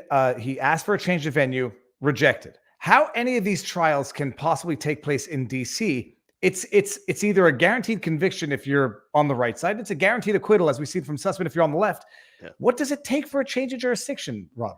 I have no idea, Viva. I mean, honestly, like this is insane, right? They're conducting national hearings, and Steve Bannon is the subject of several of them, and they're not moving it. I honestly don't know what else you could possibly say that justifies it. It's to secure a conviction or secure an acquittal. I mean, not that Sussman would have ever asked for a change of jurisdiction. It's not to say that Bannon, setting aside the executive privilege argument, on the fact of it, he defied a congressional subpoena. Whether or not he thought it would get this far, whether or not he thought his defenses or the executive privilege would be accepted, he defied a subpoena. Right. Okay. It's criminal contempt, not civil contempt. The question is going to be, how much of a punishment does he deserve? 1 month minimum per charge. So in theory, 2 months minimum. Unless, Robert, could they be ordered to be served concurrently? Means at the same time. Consecutively means one after the other. When they carry a minimum sentence, can the judge order it be concurrent? Yes, the judge can order them to be concurrent, and probably would, just because these are sort of they're the same. The crimes emanate out of the same sort of nexus of conduct, right? They're not different dates of offenses or two different types of crimes. Like, sometimes what you'll see is multiple crimes committed in multiple subsequent dates of offense. So have 1 week crime, next month crime, third month crime. And the judge may say, well, you knew what you were doing and you kept doing this, and so I'm going to run these penalties consecutively. Steve Bannon, I don't think is going to be in that situation. But look, there's crazier things that have happened, and we're living in like the Twilight Zone. It feels like. My forehead is glistening a little too. I gotta bounce the front light a little more off the ceiling. Hey, Viva, get a glisten stick like this, and you just. Dear. That clogs the pores. That clogs the pores. You'll get whiteheads and blackheads. Here's the question: If the contempt conviction carries a minimum sentence of 1 month, so let's just say, can a judge decide to forego the minimum sentence? So I wanted to double check on that. Yeah, I wanted to see if that. So I didn't know that there was an actual mandatory minimum on that. Right, so give me a second here. 2 USC. Yeah, this is it. 192. 2 USC refusal of a witness to testify or produce papers. Produce the papers. Sorry. Can't do that. Every person who has been summoned as a witness by the authority of either the House of Congress to give testimony or to produce yada, yada, yada, or any joint committee established by a joint or concurrent resolution of the two houses of Congress, or any committee, yada, yada, yada, willfully makes default, or who, having appeared, refuses to answer any question pertinent to the question under inquiry, shall be deemed guilty of a misdemeanor, punishable by a fine of not more than 1,000, not more than 1,000, nor less than 100, or imprisoned in a common jail for not less than 1 month, nor more than 12 months. So there it is. There it is. So if there, by the way, what is a common jail as opposed to the alternative? This statute is so old. You can see it right there, right? 1938. And what I think they're talking about is just not a prison. So typically, we have a distinction between jails and prisons. In Arizona, the way that we handle that is anything less than 6 months of time, you go to a jail. Anything more than 6 months of time, you go to a prison. And you can also have sort of lower end prison sentences like 4 months and things like that. But it's sort of a different. One's like short-term housing, one's sort of long-term housing. And so it looks like they're saying just sort of a common jail rather than it's a misdemeanor. It's not a felony. Right. It's not a felony. Yeah. So can a judge in a misdemeanor, you'll double check. I'm curious about this. Can a judge in a misdemeanor charge forego the required minimum if he or she finds good reason? The other question that I had was, had Bannon showed up and then pleaded the fifth, would that have saved him all of the headache, or would that nonetheless qualify as having appeared refuses to answer any question pertinent to the question under inquiry? Would pleading the fifth have nonetheless qualified for contempt as per the drafting of the infraction? So I don't think so. I think that the reason being is we're talking about sort of two different types of privileges. One would be Bannon was using executive privilege to not show up to the proceeding, and they're saying that that was invalid based on Trump and the fact that Steve Bannon wasn't in the White House since 2017 and the whole sort of litany of reasons why they're still prosecuting people who were asserting that claim. Now, there were others, Mark Meadows and Dan Scavino, right? They were also sort of using executive privilege, but they have not been charged with crimes. And I think it's because they did sort of cooperate to some degree with the committee. And I'm not sure on both of them, but I think they did. I think they actually showed up for interviews. But if you show up for the interview and then you invoke your, another privilege, right? That's your privilege against self-incrimination. I don't think that they have any argument that you don't have that, right? Now, they may say that they might, try to immunize you or get your testimony waving away the possibility of potential criminality. But I still, I don't think that they would be able to make a case. If you showed up and you just sat there and were silent, I don't think that they could prosecute you for it. All right. Well, it's interesting. The question is, what's Bannon thinking? He can monetize 2 months in jail, and I don't mean that in a cynical, exploitive way. He can make the most of the bad situation if he never thought it was going to get this bad in the first place. Yeah. Will he be allowed to podcast? Will he be allowed to broadcast or podcast from a common jail? Will he be allowed to access social media from a common jail? I don't know how these things work. No, he'll be pretty much off limits. He'll be able to communicate messages out and things, but he's not, they'll give you iPads and sort of devices, but they're all locked down and you can only do certain limited things with all their custom software on there. So he's not going to be able to communicate outside on his own, but certainly he can get messages out to people who will certainly pass those along. But yeah, I mean, it's jail, it's locked down. It's not something that would be fun for him, of course, but I think Bannon's a tough guy. I don't think that he's going to be, rattled after it. And honestly, I've been making this point on our channel is that I think this makes him a martyr. It makes Trump and the cause a martyr if if they do penalize him. I've been speculating or sort of the mindset that a lot of this may have gone away if they didn't continue to beat it incessantly for the last 18 months, right? They're almost becoming a victim of their own efforts because they're going to be angering a lot of people who are tired of this political prosecution in America.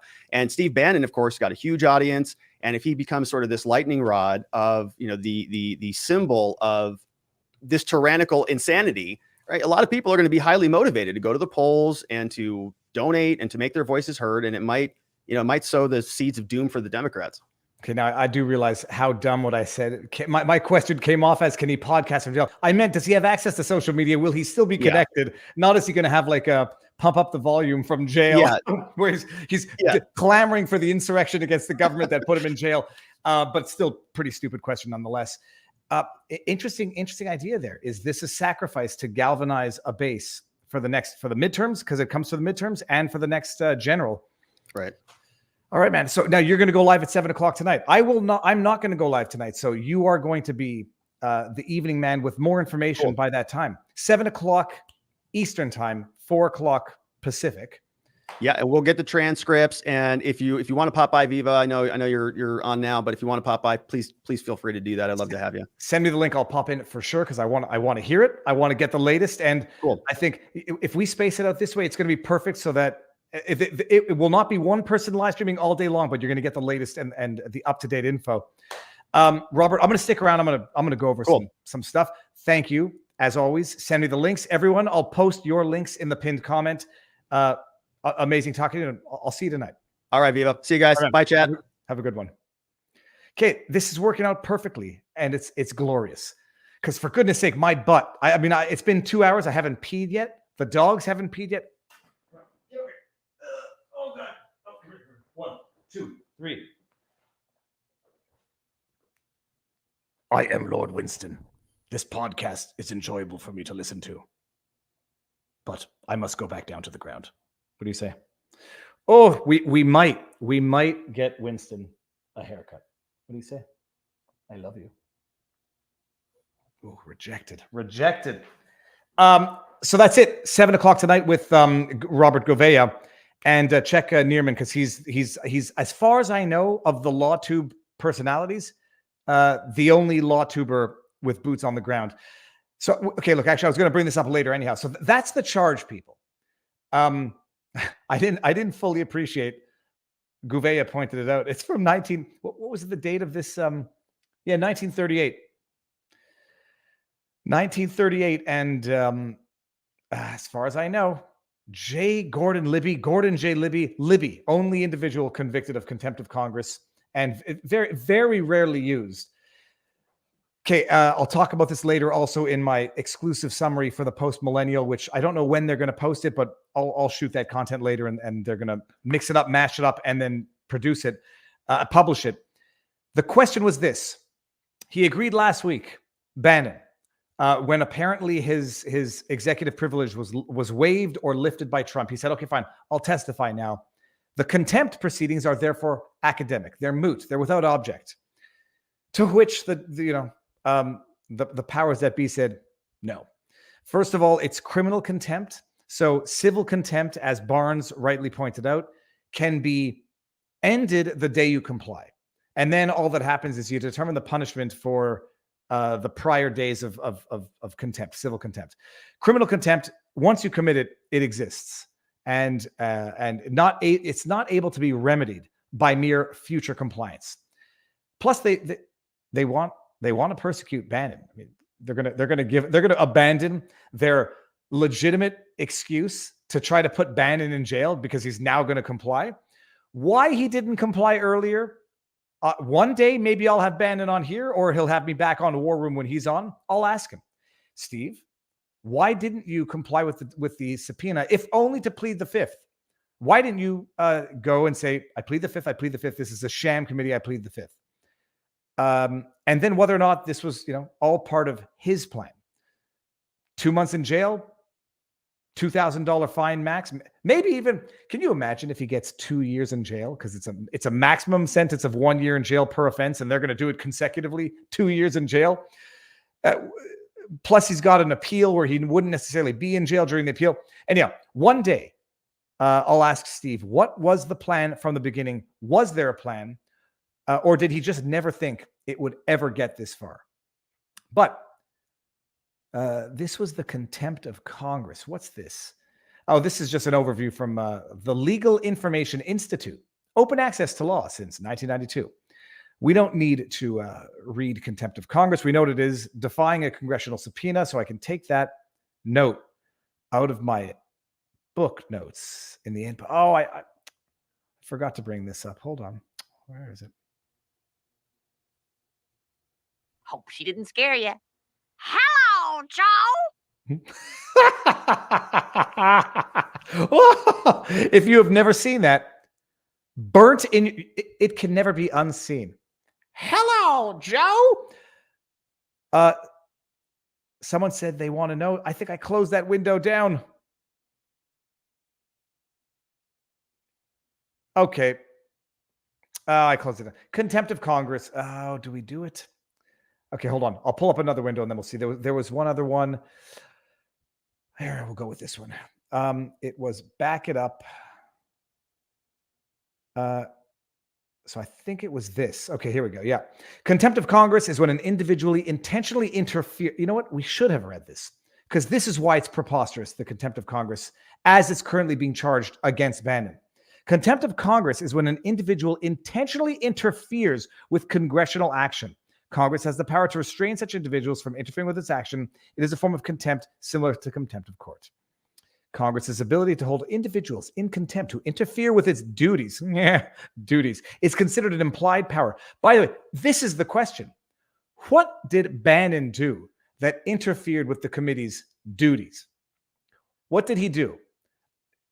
Their subpoena was so broad. Their subpoena to him was so broad in that they were asking for anything and everything related to. Bannon wasn't there on January 6th. He was just commentating. He was at a rally the day before, or a protest the day before. He was somewhere the day before where he made public statements. He wasn't even there. And so the question is, how did he interfere with the duties of the committee? He didn't. This was never about anything other than finding a reason to persecute Bannon. It's so preposterous to suggest that he did anything meaningful to interfere with. And then we just pull up his indictment. I've read it multiple times. If you've heard it and read it, it's going to be a little repetitive. According to House Resolution 503, the Select Committee's purpose was, in part, this is from the resolution that empowers them to do what they're doing, to investigate and report upon the facts, circumstances, and causes relating to the January 6th domestic terrorist attack upon the United States Capitol complex. Exaggerate much? It's just so disgusting. And now the word terrorist attack means nothing because of the way that it was a violent protest. We can agree on that. Calling it a domestic terrorist attack is not politics. It's a lie. And relating to the interference with the peaceful transfer of power, including facts and causes related to the preparedness and response of the United States Police. I don't really think they got into that all that much yet. One of the Select Committee's functions, as set forth in Resolution 503, was to investigate the facts, circumstances, and causes to the domestic terrorist. Keep saying it over and over again. One day somebody's going to believe it. On the Capitol, including facts and circumstances relating to influencing factors that contributed to the domestic terrorist attack, third time, on the Capitol, and how technology, including online platforms, Bannon, financing, and malign foreign influences, operations, and campaigns may have interfered into the motivation, organization, and execution of the domestic terrorist. Can you? It's like the most juvenile leitmotif. Just keep saying it every chance you get, and somehow make it truth. They subpoenaed him. On September 23rd, the Select Committee issued a subpoena to Bannon. The cover letter of the subpoena stated, "The Select Committee has reason to believe that you have information relevant to understanding important activities that led to and informed the events at the Capitol on January 6th. We have reason to believe you have information relevant to understanding what happened. For example, you have been identified as present at the Willard Hotel on not January 6th, also known as January 5th, during an effort to persuade members of Congress to block the certification of the election the next day, and in relation to other activities on January 6th. Wasn't there on January 6th, but he was talking about stuff on January 5th. Moreover, you are quoted as stating on not January 6th, i.e. January 5th, 2021, that all hell is going to break loose tomorrow. Accordingly, the Select Committee seeks both documentation and your deposition testimony regarding to these multiple and other matters that are within the scope of the Select Committee, because everything is within the scope. Understanding the world was in the scope of the Resolution 503 that the House passed. Okay, and then what happens here? He accepted service of the subpoena. Okay, fine. This morning. The subpoena also commanded Bannon to appear. Okay, doesn't matter. The subpoena included a copy of the regulations. Okay, fine. We don't care about that. Bannon's refusal to comply with the subpoena. October 8th, the Select Committee chair responded to Bannon in writing, rejecting Bannon's reasons for non-compliance with the subpoena, and directed Bannon to comply. Yeah, who cares? Okay. On October, Bannon did not appear. And okay, it's more the same. Count one. Allegations, yada, yada, yada, on count for contempt of Congress. And count two, contempt of Congress.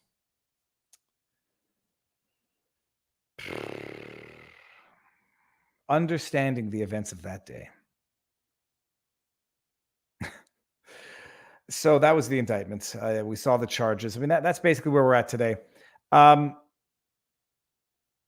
that's Rumble. Stephen K. Bannon. And then we've got the DOJ, the DOJ parading their indictment of Bannon.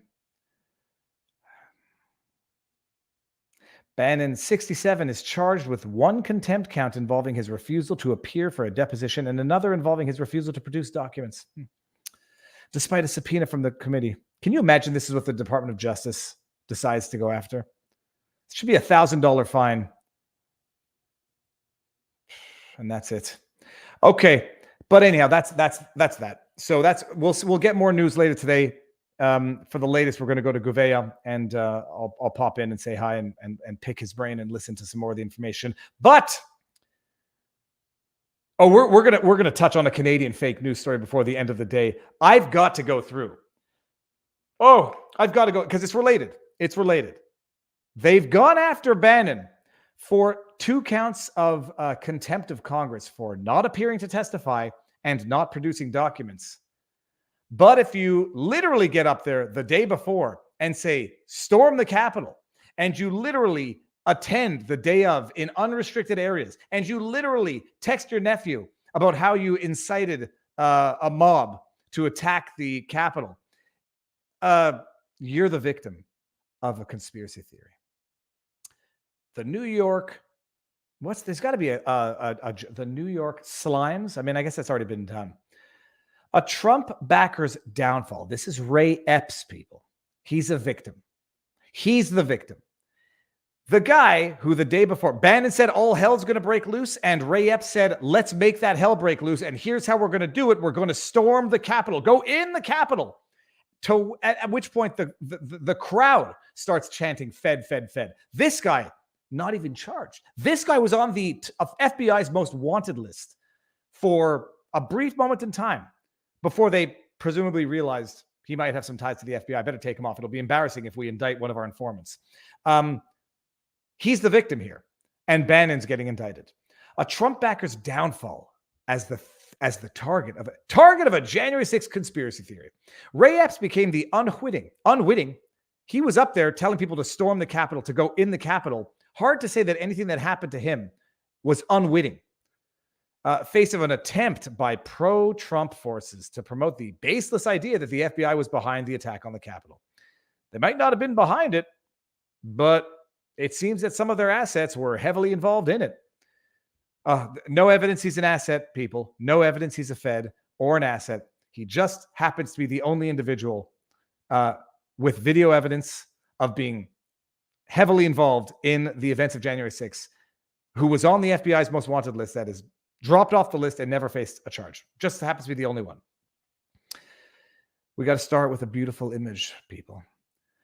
Up a winding country road in Trailer Park, half a mile from the cattle ranch, lives a man whose life has been ruined by January 6th conspiracy theory. Ray Epps has suffered enormously in the past 10 months, as right-wing media figures and Republican politicians have baselessly described him as the covert government agent who helped instigate the attack on the Capitol last year. Hey, by the way, maybe it wouldn't be only right-wing media if left-wing media did its job. Maybe it wouldn't just be the independent media covering a story that the mainstream propagandists are deliberately ignoring. Because I got to tell you, Alan Fuhrer, that's an unfortunate last name. I got to tell you, Alan Fuhrer, I guarantee you independent media pulled up a lot more info, including the name of this individual who magically disappeared from the FBI's most wanted list before the New York Slime did. Strangers have assailed him as a coward and traitor and have menacingly cautioned him to sleep with one eye open. He was forced to sell his business and home in Arizona. I'm curious to know what business he sold, for how much, and his home for how much, fearing for his safety and uncertain of his future. He and his wife moved into a mobile home in the foothills of the Rockies, with all of their belongings crammed into shipping containers in a high desert meadow a mile away. It's interesting. What was his business?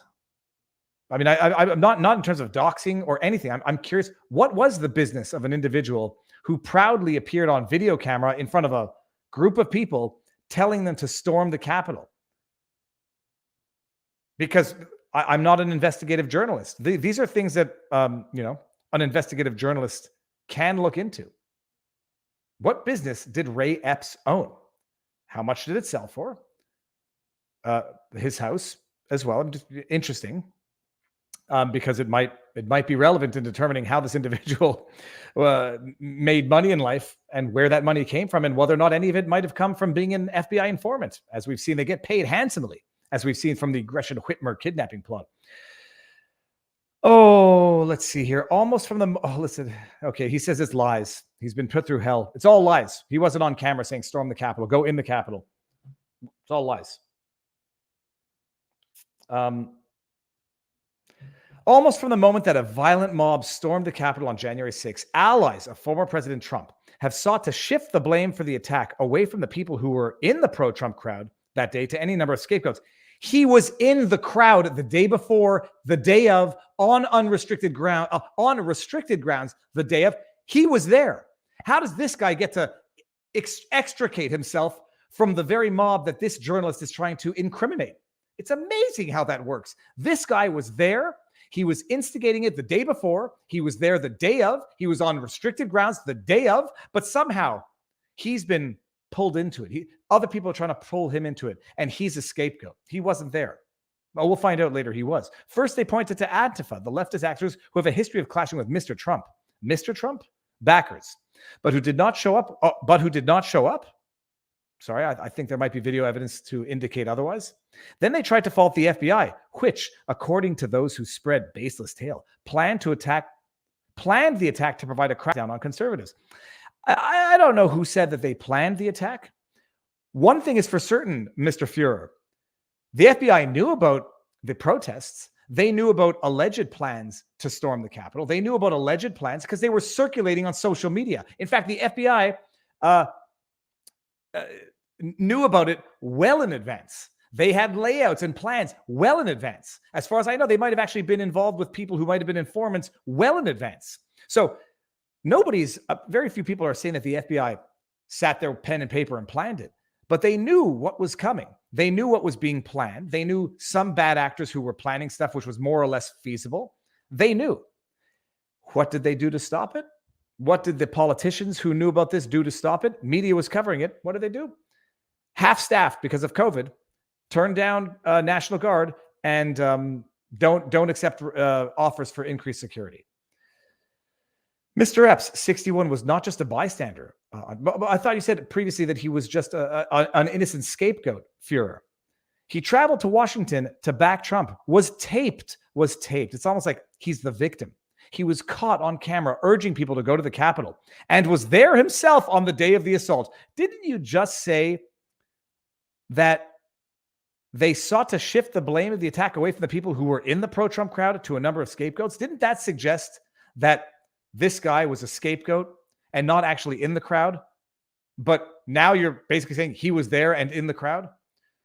Obscure right-wing media outlets like Revolver News, obscure New York Times, you pompous pricks.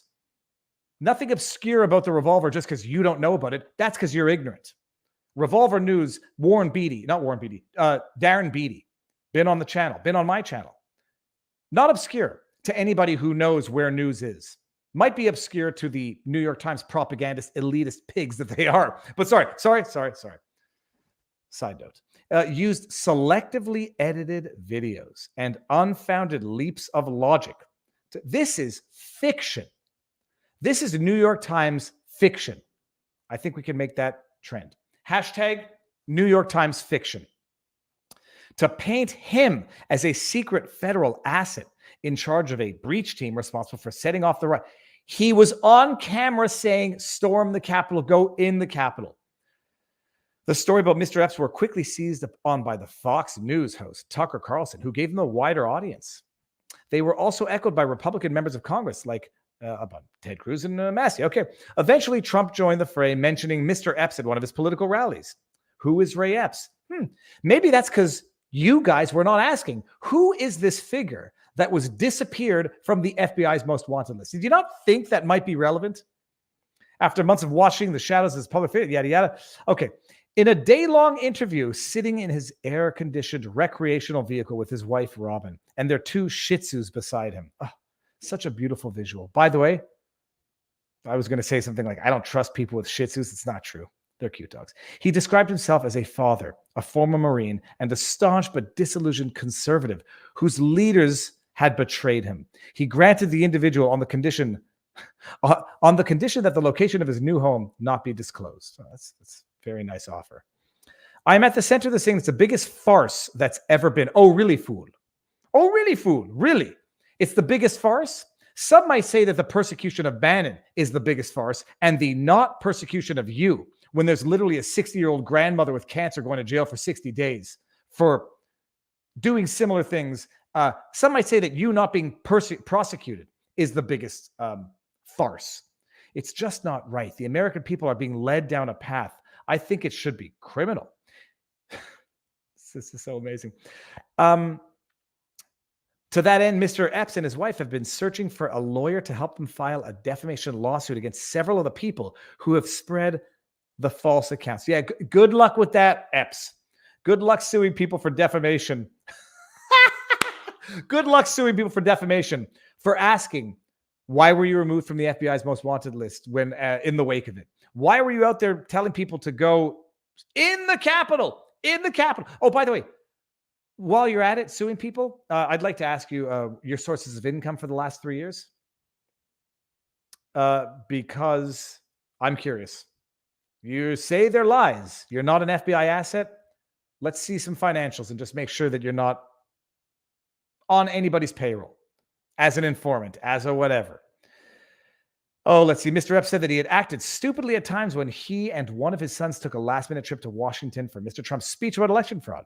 But he said that he managed to avoid arrest because he reached out to the FBI within minutes of discovering that agents wanted to speak with him. Oh, that's amazing. You know who else reached out to agents right after being notified? Brandon Strzok, who then spent 2.5 days in jail, 3 months on house arrest, 3 years probation, ended up on a no-fly list. No, gosh, Mr. Epps might have done something. He must have done something really right. If only all of those other accused had just managed to, get in touch with the FBI within minutes of discovering that. By the way, can I ask another stupid question? I would not know how to get in touch with the FBI within minutes if I were to find out that the FBI was looking for me. I would not. What does he have? FBI on speed dial? Oh, let me just pull an Amber Heard. I got right in touch and I was on the phone with the FBI within minutes. I contacted my handler. I'm sorry. I contacted the FBI within minutes. How does that happen? Explain to a noob like myself how a layperson can get. He reached out to the FBI within minutes. What did he do? I'm calling up the FBI line. I'd like to talk to the FBI. They're after me. After discovering that agents wanted to speak with him. How did he find out that agents wanted to speak with him? Was it when he saw his face on the wanted list of the FBI? None of it makes sense. And actually, all of it just really seems to confirm there's something stinky in here. But I guarantee you Fuhrer is going to find it. On January 8th, 2021, just 2 days after the Capitol was attacked, Mr. Epps learned from a family member that the FBI had issued a be on the lookout alert in his name. He said he immediately called the Bureau's National Threat Operations Center, and his phone records show that he spoke to agents there for nearly an hour. His phone records? The FBI has repeatedly declined to comment on Mr. Epps. The FBI neither confirms the existence or absence of any investigation. I learned that from The Simpsons. But his sitting down to meet with agents in March. So he reached out in January and he only met with agents a month and a half later, nearly 2 months later. Makes sense. The interview shows transcripts that Mr. Epps told agents that he had spent much time at the Capitol seeking to calm down other rioters. An assertion that seems supported by multiple videos. Which one? The one where he said, storm the Capitol, go in the Capitol? By the way, hold on. Let's just see if we can see what this is. Because the video is so preposterous because you can't actually see anything. Do we see this? Click, play. Won't play? Hold on. What is the deal? Sign in. I guess I got to be signed in. Oh, no, it's because I'm in an archived link. Okay, maybe that's why. Okay, well, whatever. I can't see it. I can't get into it through an archived link. I'll try to find it later. Okay. Let me see here. How far down? This is such garbage. I can't even. We'll get through it. We'll get through it. On January 6th itself, Mr. Epps believing he could stop the violence of the Capitol, inserted himself into a conflict between the police and. Can you believe this fiction? This is fanfare fiction. New York Times fiction. He inserted himself in a conflict to try to. Now he's law enforcement. Now he's acting. He's an arbitrator. He had just told people to storm the Capitol. Came the day of, was directing people to the Capitol. He was directing people to the Capitol the same day that he says he was there to calm people down. I'm sure Fuhrer asked all of these questions. He can be seen in videos from around 1 p.m. that day accosting a rioter named Sam, who had also started to confront officers. Oh, he was there. Mr. Epps said he intervened in the conflict to keep Mr. Samsel from attacking the police and tried to tell Mr. Samsel that the officers were merely doing their jobs. Mr. Samsel gave an identical account to the FBI when he was arrested weeks ago. Samsel was arrested. Epps wasn't. Yeah. He said he regretted sending a text. This is the best, by the way. Mr. Epps also said he regretted. It's funny. Regret, forgiveness, depending on politics. He deserves to be forgiven because he regrets it. Sending a text to his nephew well after the violence had erupted, in which he discussed how he helped orchestrate the movements of people who were leaving Mr. Trump's speech near the White House by pointing them in the direction of the Capitol. This guy admits, I directed people to the Capitol after the violence had erupted. I helped orchestrate the movements of people who were leaving Trump's speech to the Capitol, to go in the Capitol, as he said the day before. This is after. But he regrets having done that. But trust him when he says that he was there trying to pacify things. This is after, by the way, in which he discussed, by the way, discussed could be a euphemism for boasted. It could be a euphemism for bragged. It could be a euphemism for took credit. He discussed how he helped people, or he discussed how he helped orchestrate the movement.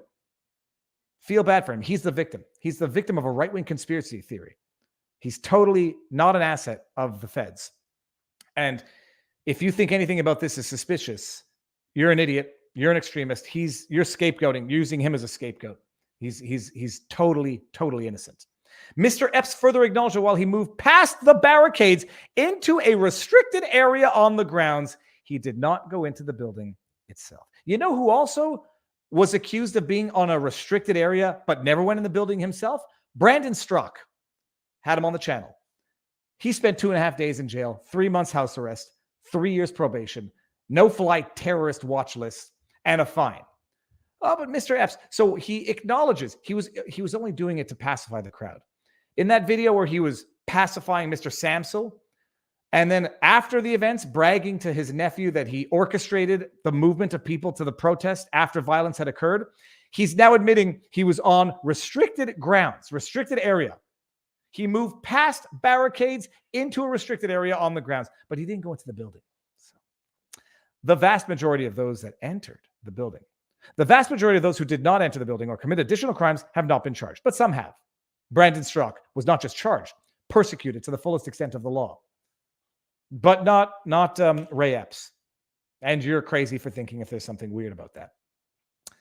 By the time the violence started spreading, not by the time the violence started. Can you this is how you lie. I thought lawyers were professional liars. MSM journalists are professional liars, but this is juvenile. By the time the violence started spreading, the violence had already started. Oh, but he had already left the Capitol, having helped to get a sick protester to safety. Was it one of the sick protesters that he directed to the Capitol and told to go in the Capitol while he was beyond the barricades on restricted grounds? Was it one of them? Oh, Ray Epps is such a man. He's such a man of the people. He was helping a sick protester. And if you think there's any, he's a scapegoat. He was trying to calm the violence down, and he was helping a sick protester to safety after he had told people to go to the Capitol, gone past the barricade, remained on a restricted area, then went home later and bragged about it to his nephew. The problem began for Epps almost as soon as Revolver News published its article about him in October. Really? I thought the problem might have started. Oh, hold on, October. Didn't the problem start for him? Oh, the problem started. That's right. Because the FBI had already just, shoved. The FBI had already covered up for Ray Epps. And nobody who was not really paying attention would have known. Had it not been for that pesky, obscure outlet, The Revolver, which published an article about him and came with receipts. Suddenly, well, the death threats, you never threaten people, even if they're bad. You don't threaten people. There were death threats, trespassers on his property demanding answers, and acquaintances, fellow members of his church, even family members who disavowed him. I love it. The New York Times loves it when family members disavow people by ratting them out to the FBI for when they get convicted, like that kid with his father or that colleague to the pastor. They love it when that happens. Now it's a tragedy. Now it's a family disavowing him. Terrible. But family ratting out other family to the FBI to get them convicted. Stunning and brave. Things became significantly worse after Mr. Carlson and prominent politicians began to amplify the lies. Which lies? Führer? Which lies? that he told people to go to the Capitol, that he orchestrated it because you've admitted it, that he was on restricted grounds and went past the barricade, you've admitted it? What lies? Okay.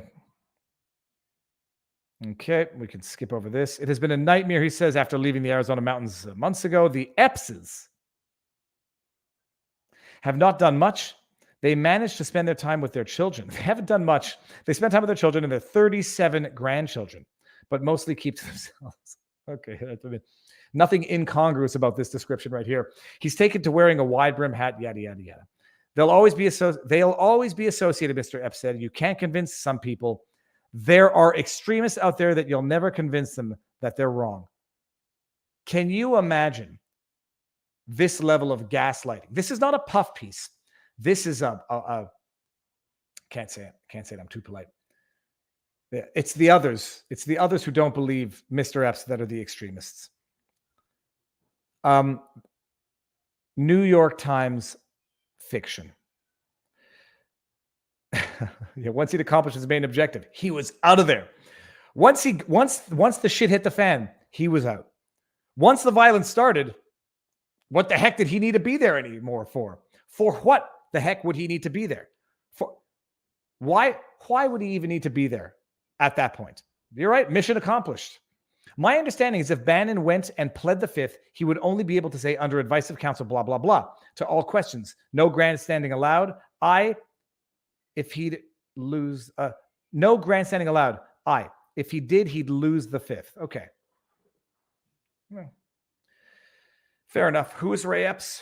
That's one hell of a wonderful article that you wrote there, Alan. Fear. Nothing absolutely ridiculously dishonest about that New York Times piece. But what would you expect? David, you are never wrong. I'm never wrong because I do say I might be wrong.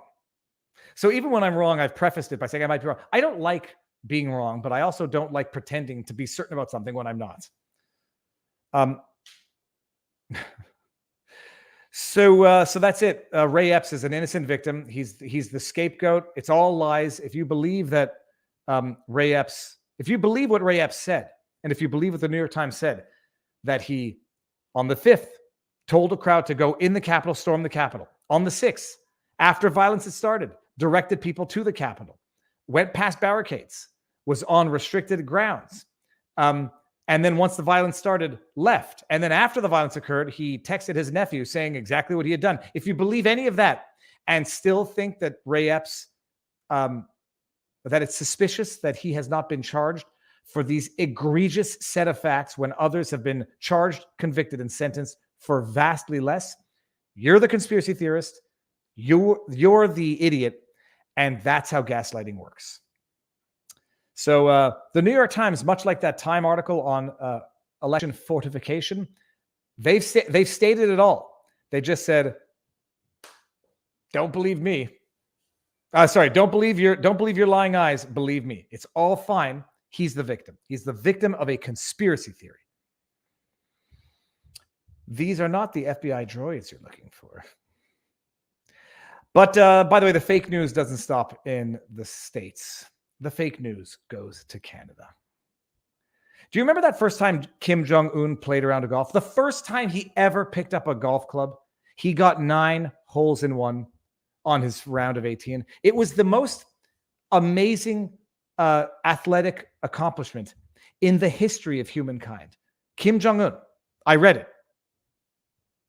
Kim Jong-un, 9 holes. He really did, by the way. He really did. I'm just going to pull it up. Kim Jong-un, hole in one. He really did because he said it. And he wouldn't have said it if it weren't true. Here, let's see this. Kim Jong-un. This is from ESPN. I hope this is the right story. Oh, this might have been Kim Jong-il. Sorry.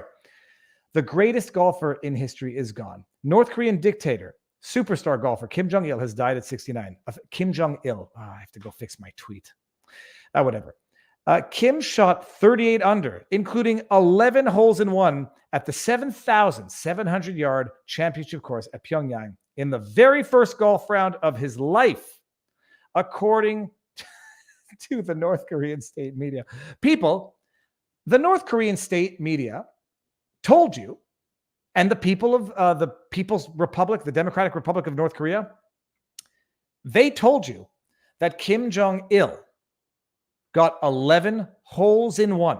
Not hole in ones, people. Remember what word has to be pluralized. 11 holes in one in his, by the way, a 7,700 meter course. Is it yard? 7,700 yard course is, from my memories, that's a very long course. But it doesn't matter because Kim Jong-il got 11 holes in one. And if you don't believe the Pyongyang state media, well, you're a conspiracy theorist. Along the same vein, by the way, City News, Calgary. This is going to make you crap your pants with laughter, people.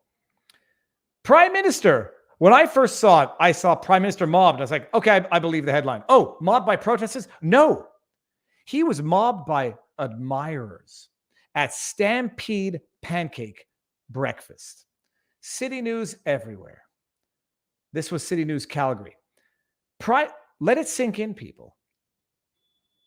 Justin Trudeau, Prime Minister, was mobbed by admirers at Stampede Pancake Breakfast. Justin Trudeau is like a Liam or Noel Gallagher pop star. He gets mobbed by admirers. Liam Gallagher, I'm sure, can't walk the street. I don't know why I always go to the Gallagher brothers of Oasis. I'm sure they get mobbed. Women throw and men also throw their bodies at the Gallagher brothers as they walk the streets because they were one of the best bands of all time. Sex idols, gods among men. Oasis and the Gallagher brothers get mobbed, but not just them. Justin Trudeau gets mobbed by admirers as well at a Stampede Pancake Breakfast, inch by inch. I mean, I might pee my pants laughing. Inch by inch, step by step. It could be the lyrics to a country and Western song featured at the Calgary Stampede. But in reality, it was the progress Prime Minister Justin Trudeau was making Sunday as he attended a pancake breakfast in Calgary. People, this is no different than the report that we just saw from Pyongyang, North Korea. This is no different than the state media in North Korea recounting the incredible tale of how Kim Jong-il scored 11 holes in one on a 7,700-yard golf course on his first round of golf ever. Let me read this again to you. You will vomit. You will vomit if you listen to this. Close the door. I'll be out in a second. Inch by inch, step by step. It could be the lyrics to a country. I'll be out in 5 minutes because it's a song. Kids asking questions. It could be the lyrics to a country and Western song featured at the Calgary Stampede. But in reality, it was the progress Prime Minister Justin Trudeau was making Sunday as he attended a pancake breakfast in Calgary. The annual 10-day celebration of the cowboy way of life has become an irresistible magnet for, by the way, punchline, he wasn't at the Stampede. He was at a political fundraiser well away from the Stampede. But this is state-run media in Canada. Inch by inch, step by step, Justin Trudeau gets mobbed by admirers. Oh, Trudeau is no exception and he's made an appearance year after year. Just so everybody knows, Justin Trudeau, for right or for wrong, cannot walk the streets without getting heckled by the citizenry. I will say rightly so. Heckling, nonviolent, verbal expressions of discontent. Heckling, comedians get heckled when they're bad comedians. Politicians deserve to get heckled when they are devastatingly bad politicians. Justin Trudeau cannot walk the streets without getting heckled. What? Go ask him. Go ask her to count. Get out of here. He cannot walk the streets without getting heckled. You cannot count this. Go ask mom. Go ask mom. Seriously. Go. Okay. Get out. I'll be out in 10 minutes. Go. Okay. You have to. Go. Get out. He can't walk the streets without getting heckled. But now we're to believe he's mobbed by admirers. Inch by inch, step by step. That's how long it takes the celebrity Trudeau to get through his adoring fans. This was at a political fundraiser, people. I'm not even going to go through with it. He had breakfast pancakes, yada yada yada. I'm not even going to go through the rest of it because it will make you puke. But and that's state media. And but for those far right independent media like Rebel News, we might not know. We might not know the truth. The report of Trudeau mobbed by admirers at the Stampede from the Canadian press was wildly wired by mainstream media to millions of Canadians. And I'm going to play just 1 minute that starts right here. Listen to this. This is Mocha Benizri at Rebel News. Spat on my computer, sorry. Communist! Go, Trudeau, you're nothing but a communist pig! It really crushes the "I'm the most lovable leader in the world" narrative. Sorry, hold on. I think it's at 1.5 because it was. Hold on. Let's just bring this back to normal. He cannot walk the streets without getting heckled by natives, by minorities, by women, by everyday Canadian, by all Canadians. He can't walk the street without getting heckled, but they want Go, Trudeau, you're nothing but a communist pig! It really crushes the "I'm the most lovable leader in the world" narrative. What shampoo do you use? And in Alberta, where his approval ratings kiss the ground, the safest place for Trudeau to flip pancakes for his photo op with the minimal risk of getting heckled would have been at Calgary Skyview, the only Liberal district in Calgary. And despite all the efforts, he was heckled.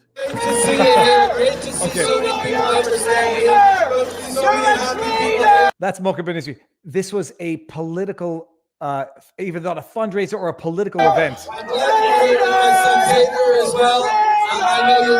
Howdy, folks. It's George. To facilitate Trudeau's photo op, Liberal MP George Chahal, aka the Poach Pirate, is caught removing a flyer. Okay, I'm not going to play the whole thing because I want everyone to go check it out on Rebel. And it's beyond words. People like to think that somehow the Western world, like Canada, it's nothing like those tyrannical regimes like North Korea, where you have state-run media promoting the most insanely idiotic, deceitful lies of propaganda for their dear leader, Kim Jong-il. The difference between that article, Kim Jong-il's 11 holes in one on the first round he ever played, and CTV News Calgary and what they said about Trudeau, the difference is only in degree, not in nature. We are in the same ballpark. We're just in different leagues. You know what? You're right, Mark. I did discover this door has a lock. I'm going to lock it, and I'm going to get a on-air button for the outside. It's so insane. It's just like, it's so in your face. Mobbed by admirers is not much different than claiming Kim Jong-un got 11 holes in one. It's not much. Obviously, one is more ridiculous for the outside world, but only in extent and not in nature. So go check out Rebel News, because I mean, they were not the only ones to call out this lie, but my goodness, did they do it well. It's just pathological, outright lies coming from state-funded media, and I'll leave the day on. Let me just get to my notifications on Twitter. Is this my Twitter feed? Because I did put up one. This is my actual Twitter feed. So let me.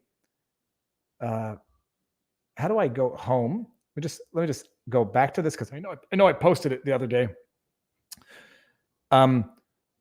Another story where the state-funded media came to the defense of Justin Trudeau to say that when he made the joke about buying off the state-funded media, when Trudeau made the joke about buying off the media, it was just a joke. That's the media that has been bought off by Justin Trudeau claimed that when he said he bought off the media, they claimed it was just a joke.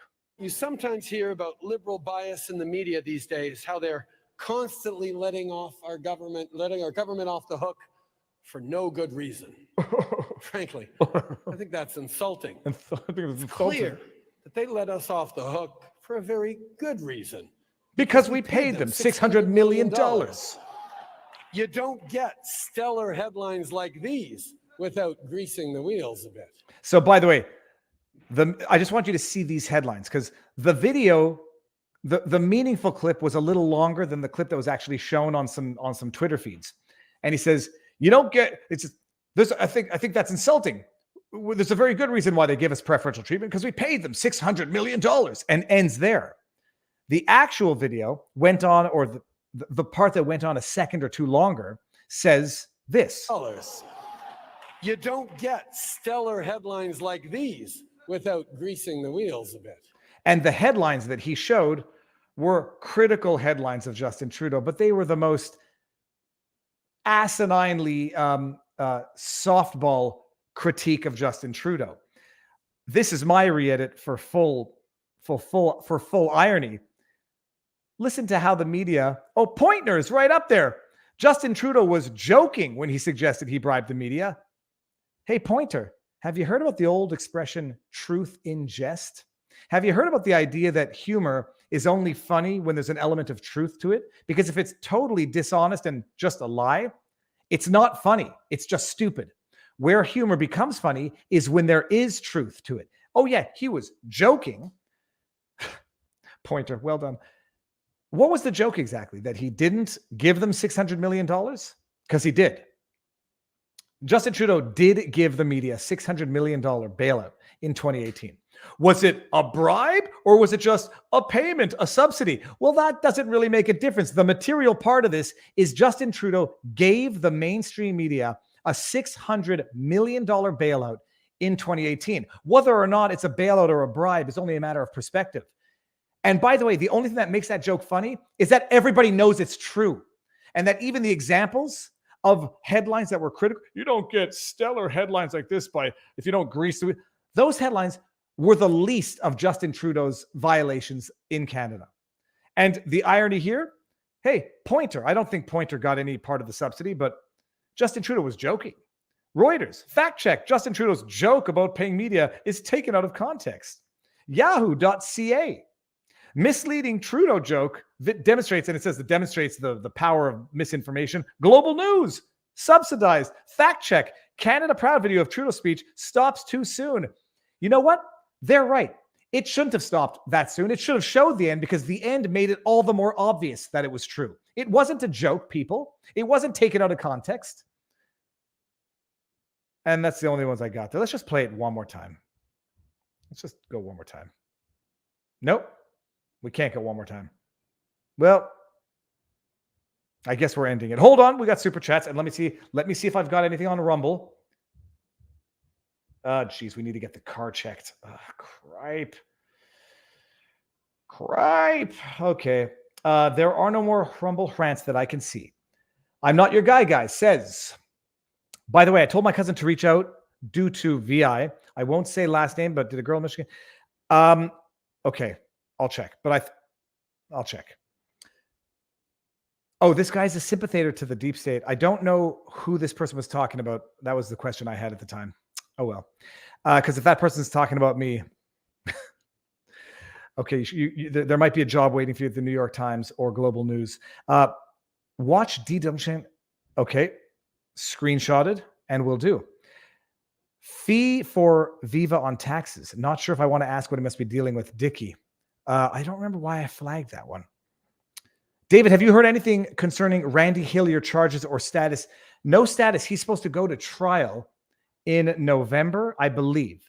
I'll follow up on that. There has not been anything meaningful that I know of. I think I would have known about it had something occurred. Randy Hillier is a sitting member of provincial parliament facing mischief charges and assaulting a police officer based on a video in which Randy Hillier, a sitting member of parliament, moved a barricade to the side so protesters could go on the Capitol Hill to protest.